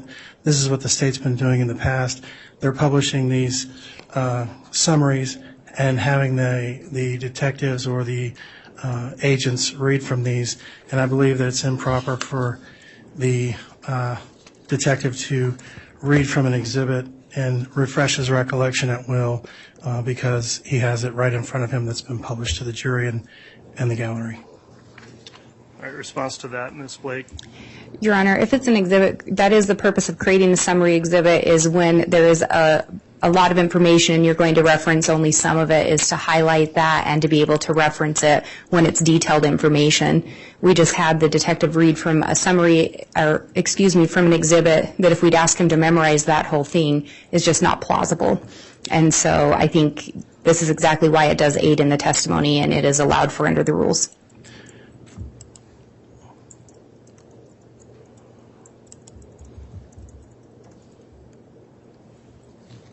All right, the court's reviewed Idaho Rule of Evidence 1006 and would note that it does provide for the use of summaries if there is contents of voluminous writings, which has been established through the foundation.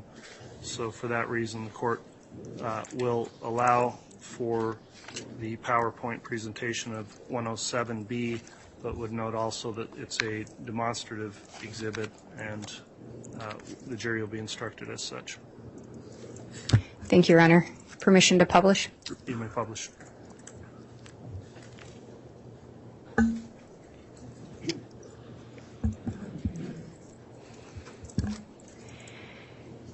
And I think I'd ask, so just to clarify, did you review some search history linked to a Homer J. Maximus account? Yes, I did. Did you determine who is identified as owning or being linked to the Homer J. Maximus account? I did. And who is that? Alex Cox. And through your investigation, did you learn who Alex Cox is or was? I did. And who is that? Alex Cox is the brother to Lori Vallow Daybell and is also the uncle to JJ and Tylee. And in looking through these searches, were there some searches that stood out to you? There were. And what were some of the searches that stood out? So throughout our investigation, this was I'm going to object that he's just going to read directly from the PowerPoint. And Your Honor, I don't even think he started to read from it. He was providing explanation. All right, I'll keep the objection in mind, but you can go ahead and answer the question, Detective. Throughout our investigation, this was an ongoing and a joint investigation with several different agencies: Fremont County, Rexburg PD, Arizona, and the FBI. Throughout the investigation, I learned of the attempted shooting on Brandon Boudreaux. I also learned of the homicide on Charles Vallow. I also learned of the two missing kids, JJ and Tylee. And then Fremont County started their investigation into Tammy Daybell. Looking through Homer J. Maximus and the Google search, there were a couple dates that I was looking at for my investigation over Tammy Daybell. But while looking through those and having all the information in my head, these other dates stuck out with me when I saw them. The first date that stuck out was the October 1st. October 1st, Alex Googles the address of the 3875 East Phelp in Gilbert, Arizona. this address is known to where Brandon Boudreaux was living at the time. The next day he searches the same address, but he searches directions how to get to that address. This search was done at 7:15 a.m. and later on in the morning, Brandon Boudreaux was shot at. And were you able to determine, or did you see if that address was ever searched for again related to the Homer J. Maximus records you reviewed? I did not see any other searches after that. And you had talked about some specific dates that you were looking at involving the investigation into Tammy Daybell's death. What were some of the specific dates you were looking at related to Tammy? The specific dates that I was looking at was through October, around the 7th, the 8th, and the time of the attempted shooting, and later on.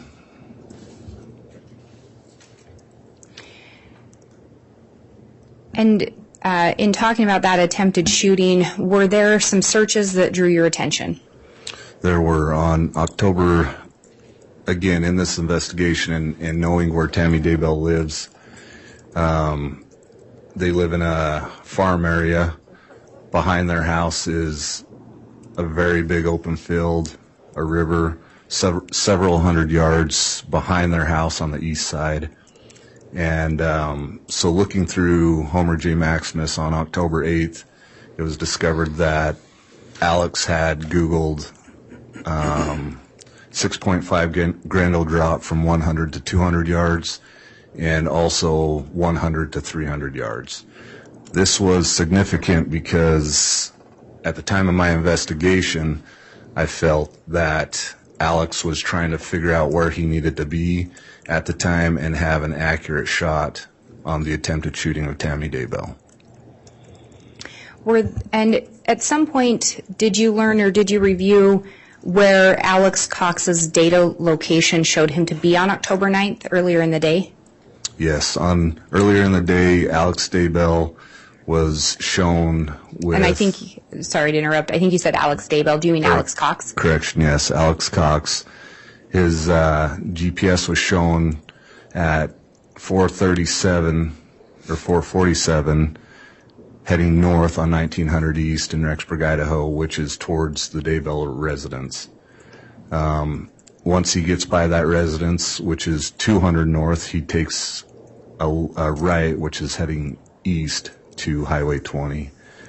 Once he gets to Highway 20, he turns around and makes that route again around the Daybell residence.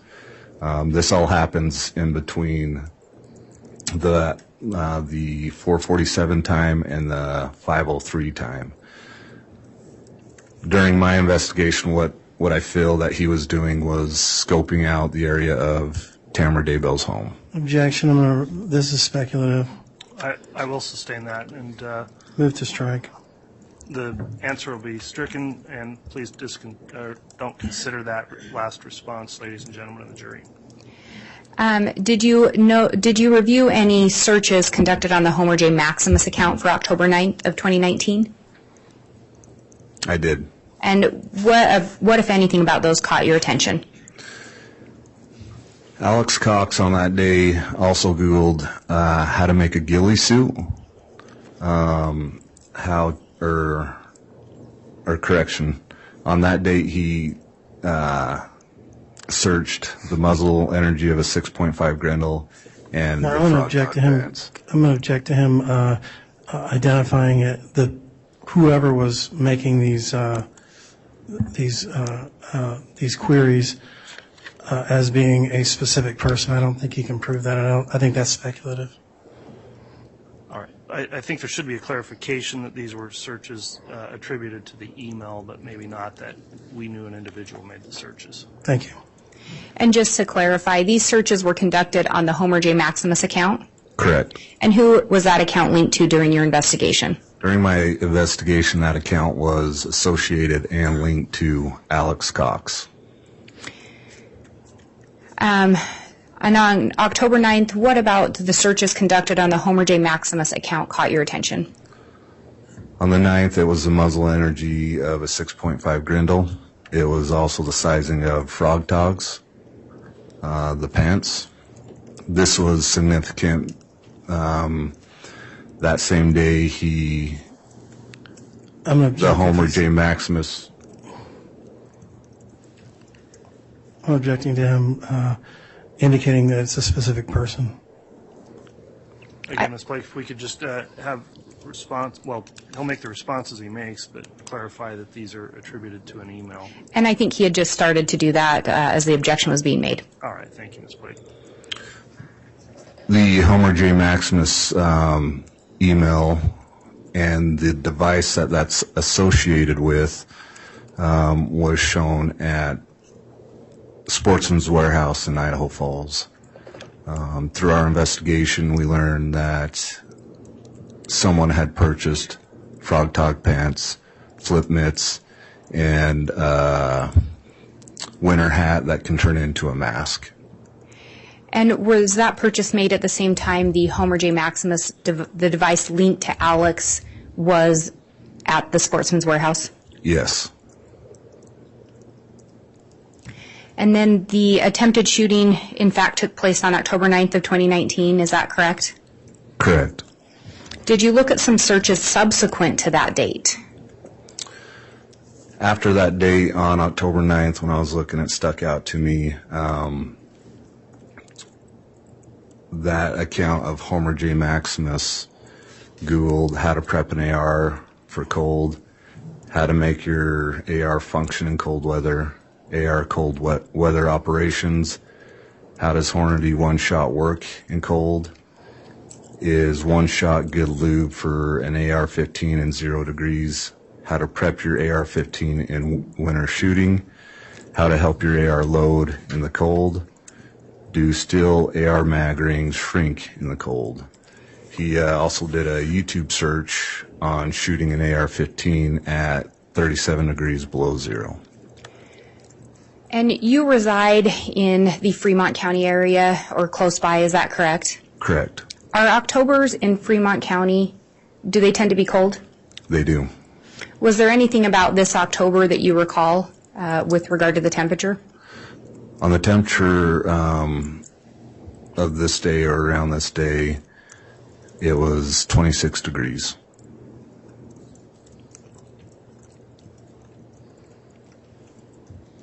Did you find additional searches conducted subsequent to that October 9th attempted shooting? I did. On October 12th, Homer J. Maximus is searching how to attach a cover to a ghillie suit. Will a Grendel 6.5 shoot through a windshield? FBI simulating shooting a 5.56 through a car door and wall. What caliber will penetrate a windshield? 2008 Dodge Dakota steel body thickness. What gauge steel are the doors on a Dodge Dakota made of? How thick is 22 gauge steel? How to drill baffles to make suppressors. Your Honor, I'm going to object to all of these answers. He's just been reading from the exhibit.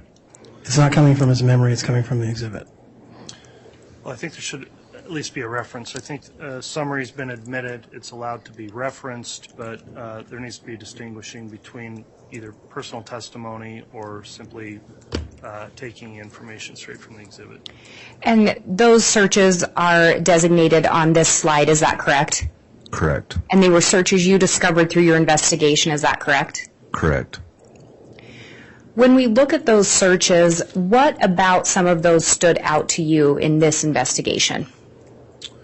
The ones that stuck out to me were the searches on the Dodge Dakota. Tammy Daybell and Chad Daybell had a 2004 Dodge Dakota registered to them. Tammy Daybell also drove that 2004 Dodge Dakota. And do these appear to be searches by someone attempting to figure out what it would take to shoot through a vehicle? Yes. As part of your investigation, did you also review records obtained from the Fremont County Sportsman's Club gun range? I did. Were you able to determine if anything linked Alex Alex Cox to having gone to that sportsman's club? Yes, Alex Cox went to the Sportsman's Club in St. Anthony, Idaho, which is a gun range, 5 times through October 7th through the 15th. He never signed in as his name on Alex Cox on the sign-on sheet. He did sign in with And I'm going to object to speculation, Judge. And I can ask some clarifying questions, Your Honor. Okay, thank you, Ms. Blake. We see on this slide that we're referencing there's a date and a time, and then C. Quint. Were you able to determine what the relevance of C. Quint? The relevance of C. Quint is the license plate, except one letter to Alex Cox's vehicle. And are you aware during the investigation of location data placing Alex Cox's device at the Sportsman's Club on these same dates? Yes.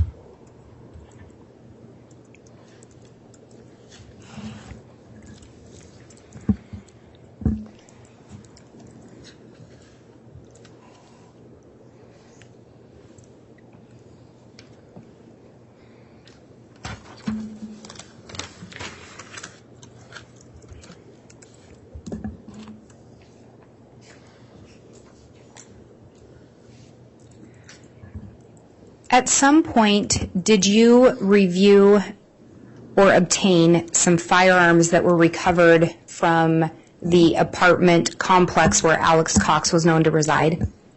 I did. Were you involved in the initial search, the execution of the initial search warrant recovering those? I was not. Did that in fact occur prior to your involvement in the investigation? Yes. At some point, did you observe firearms that were recovered during that search? I did. Did you, and what, if anything, did you do in relation to those firearms? Those firearms were taken from the warrant that was served at those residents for safekeeping. Rexburg PD could not leave those there.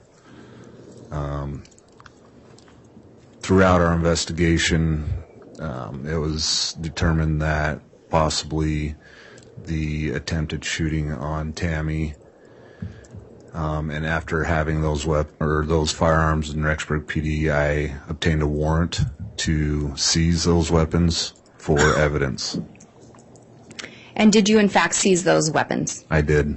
And have they been kept at the Fremont County Sheriff's Office? Yes.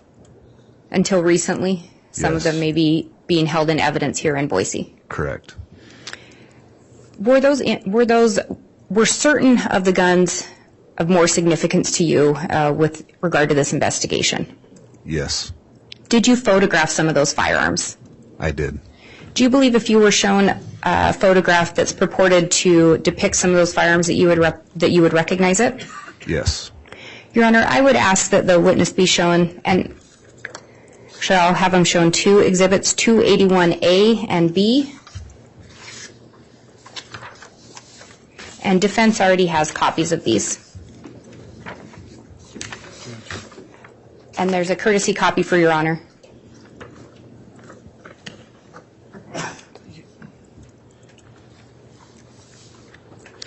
And you've been shown two photographs. Do you recognize those? I do. Are those an accurate depiction of the firearms that were seized from that apartment complex? They are.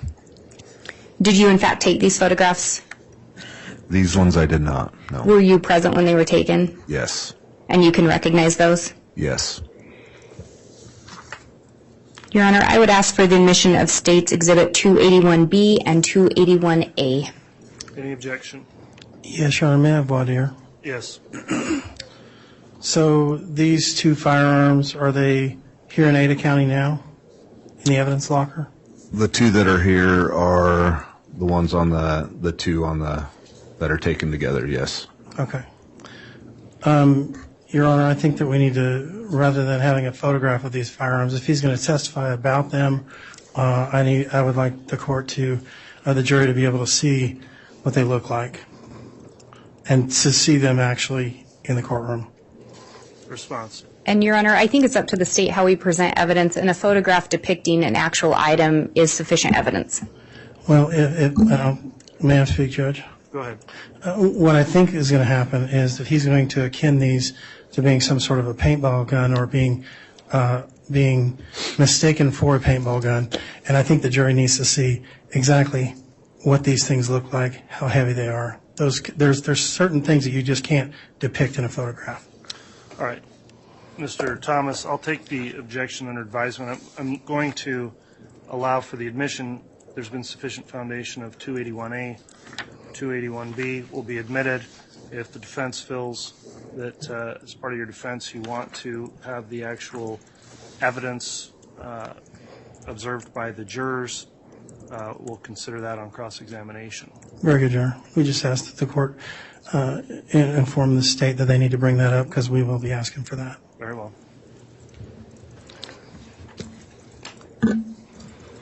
And before we do that, counsel, I'll need to have a meeting with counsel, likely on a break, to discuss the protocols we have for firearms in the courtroom. Very good.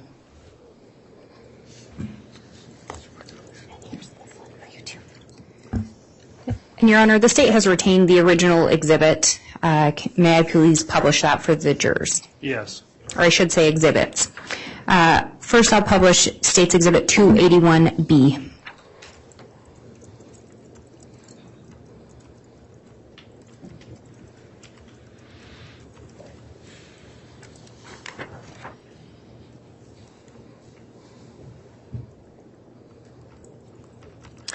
And are those several of the firearms that were retrieved?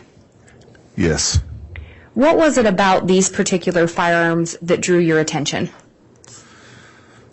The one that drew our attention was the bottom one, which is the Alexander Arms, Grindle 6.5. And if I publish State's Exhibit 281A,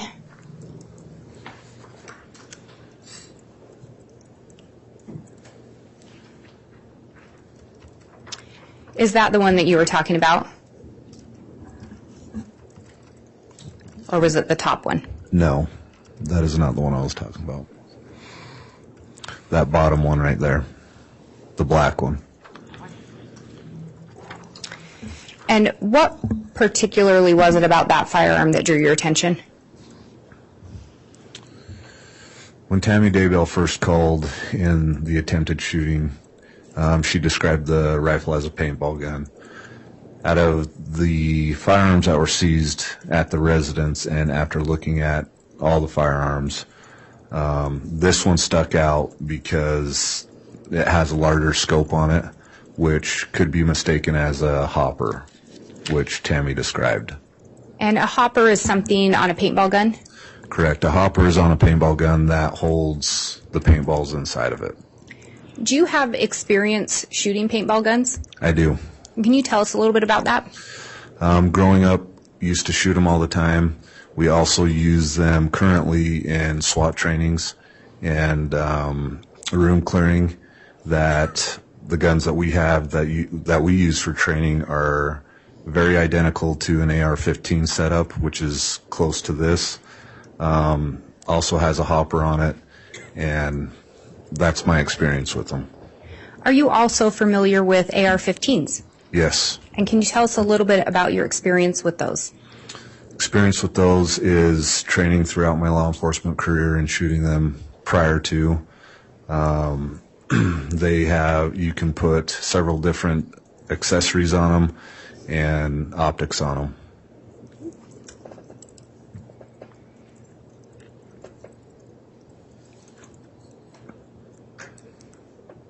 If I may have just a moment, Your Honor. You may.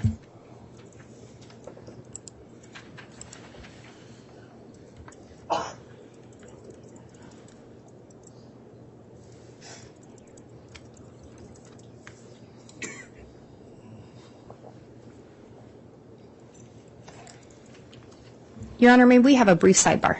Yes. All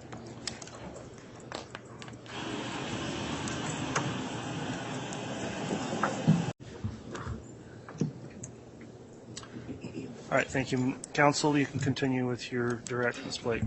And the other photo we looked at that was not the gun in question, was that another firearm that was retrieved from the search at the apartments associated with Alex Cox? Yes. And you've talked about your experience with paintball guns. Your Honor, I'm going to ask that the witness be shown State's Exhibit 282. I have a courtesy copy for the court. I'll hang on to the original briefly, and defense counsel already has a copy. Very well.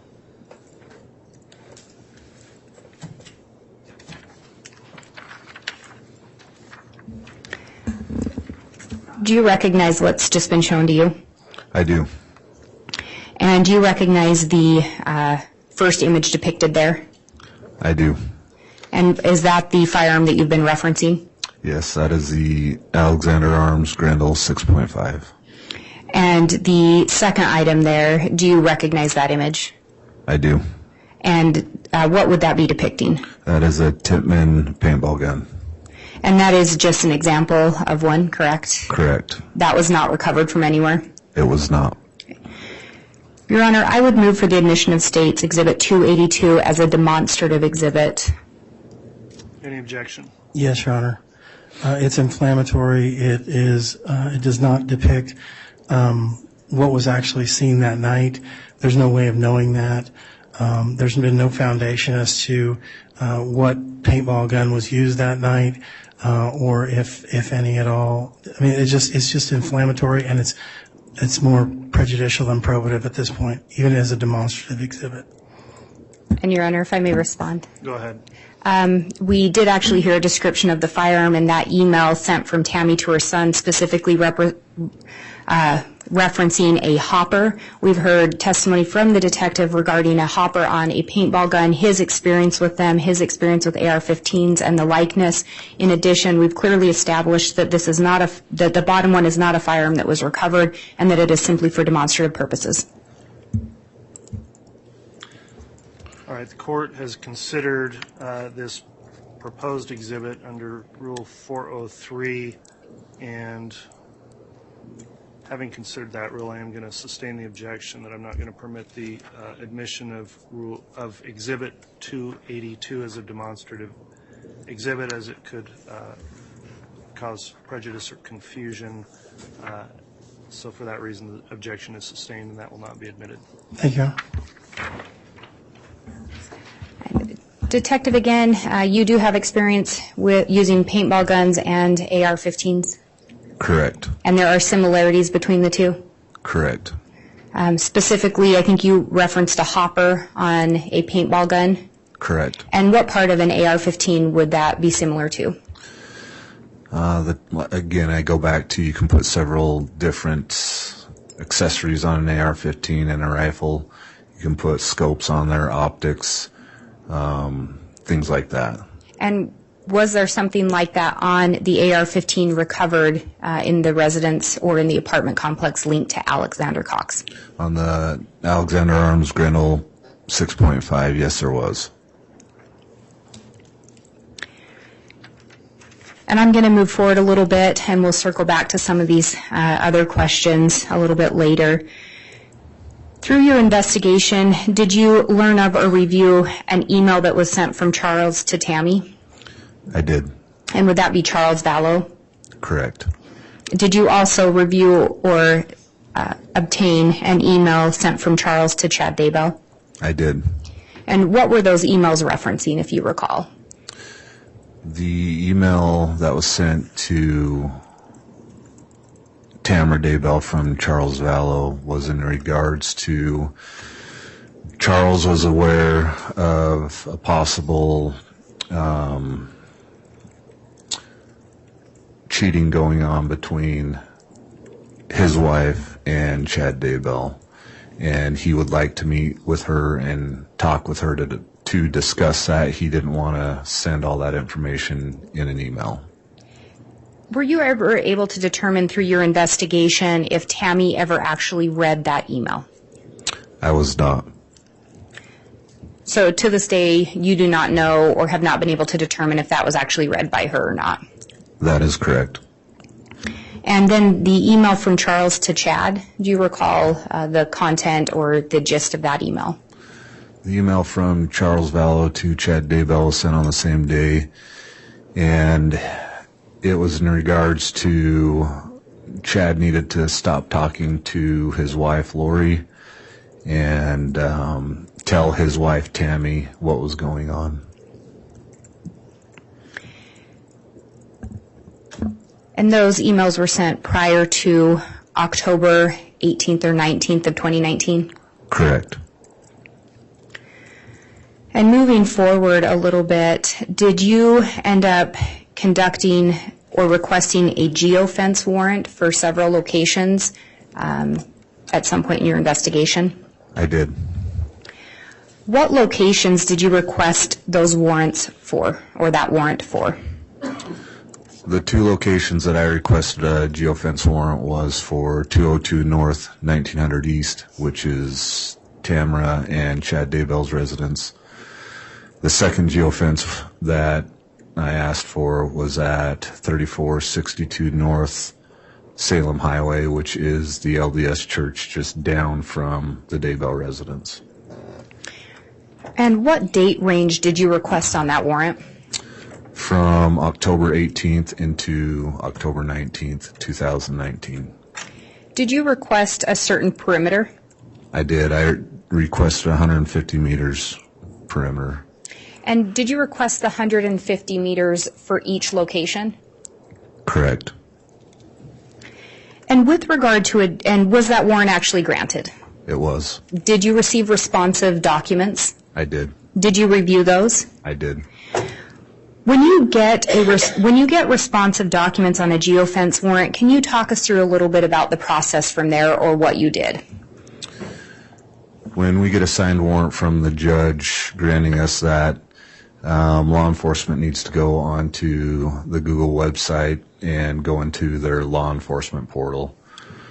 At that time, the warrant is entered into their law enforcement portal, and Google will respond with any information that is granted on that warrant. Once I got the information back from Google, it came back with what's called a Google identification number. And when you get those Google identification numbers, what, if anything, are you looking for or do you do with that information? So when we get the Google identification numbers, that number does not tell us who that number is associated with or who that number belongs to on a device. We then have to write another warrant for those numbers to Google with the same process, and Google is able to tell off those numbers what device that's connected to and who is associated with that device. Were there certain Google identifier numbers that you ended up requesting additional information for? There was 4. And why did you request for those 4? What were you looking for with those Google identifiers? So when I first got the Google identifiers back on my first warrant, I met with Detective Stubbs with Rexburg PD. We had gone through those numbers and went through the 2 geofences that were requested and went down and scaled it down from numbers that had been going through the first geofence into the second geofence. Those numbers were then taken and another warrant was wrote. During that process, I was informed by Detective Stubbs that he had recognized a number off of my geofence warrant. That number, he had previously wrote a warrant which was associated with Homer J. Maximus, which returned to Alex Cox. With regard to the 4 that you followed up on, did you determine there was any connection in relation to your investigation? On the numbers that I received? The ones not linked to the Homer J. Maximus account? I guess let me back up and ask it this way. With those 4 numbers, did you do any follow-up? I did. And based on your follow-up, did you determine that those numbers had any connection to your investigation? Yes, and they did not. Did you actually speak with the individuals or determine why they would have been in that area? Two of them I did speak with. The third one I could not get a hold of. I did do some research on Facebook and found out where he lived, and it ended at that because I couldn't get a hold of him. And did he live within the vicinity of where these geofence warrants were being conducted? He did. He lived north of the Daybell residence off of Trapper Lane. And with the geofence warrant, do you know what kind of data that's looking at, whether it's GPS, Wi-Fi, or cellular?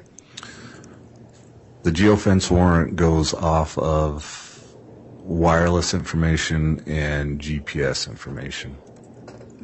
So it does not include the cell data information? Does not. That I'm aware of.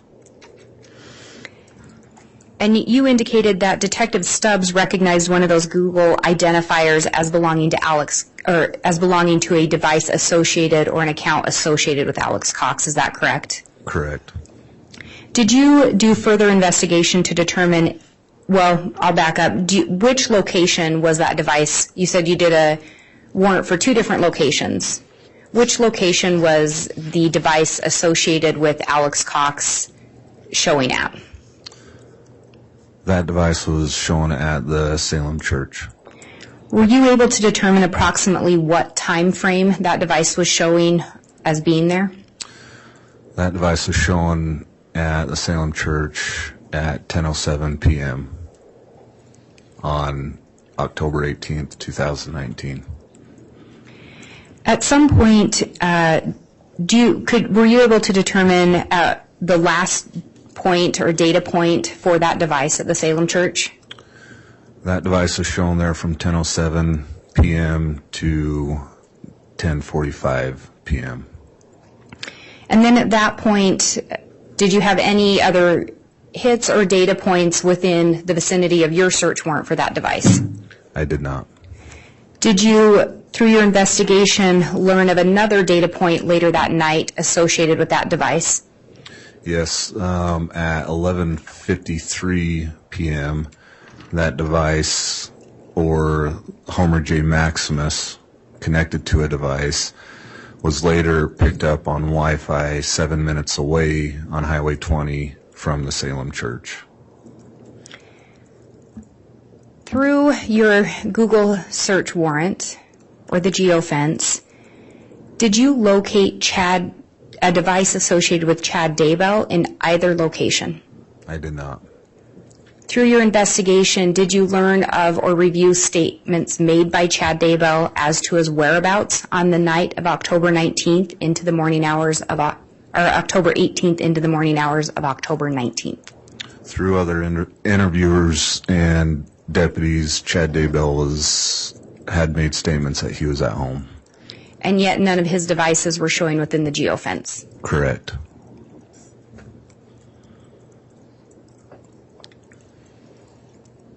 Do you know when Tammy's funeral was held? Tammy's funeral was held on October 22nd, 2019.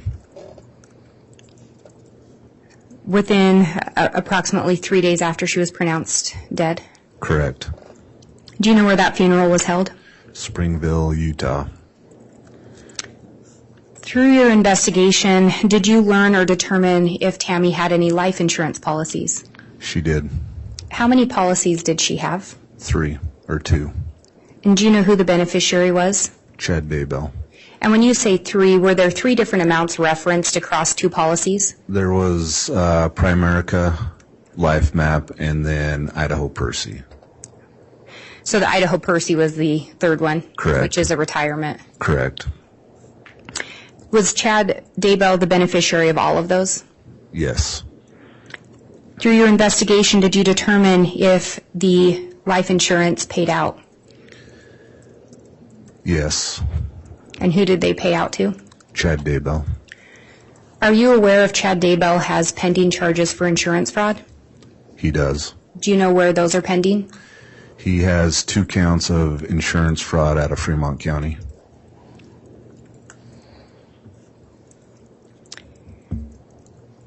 And, Your Honor, I think with the additional questions I have for this witness, we discussed in a sidebar maybe breaking and reconvening with additional questions after lunch. Okay. We will go ahead and take our lunch recess at this time. We will try to get started again just before 1 o'clock, probably 12:50 or 12:55.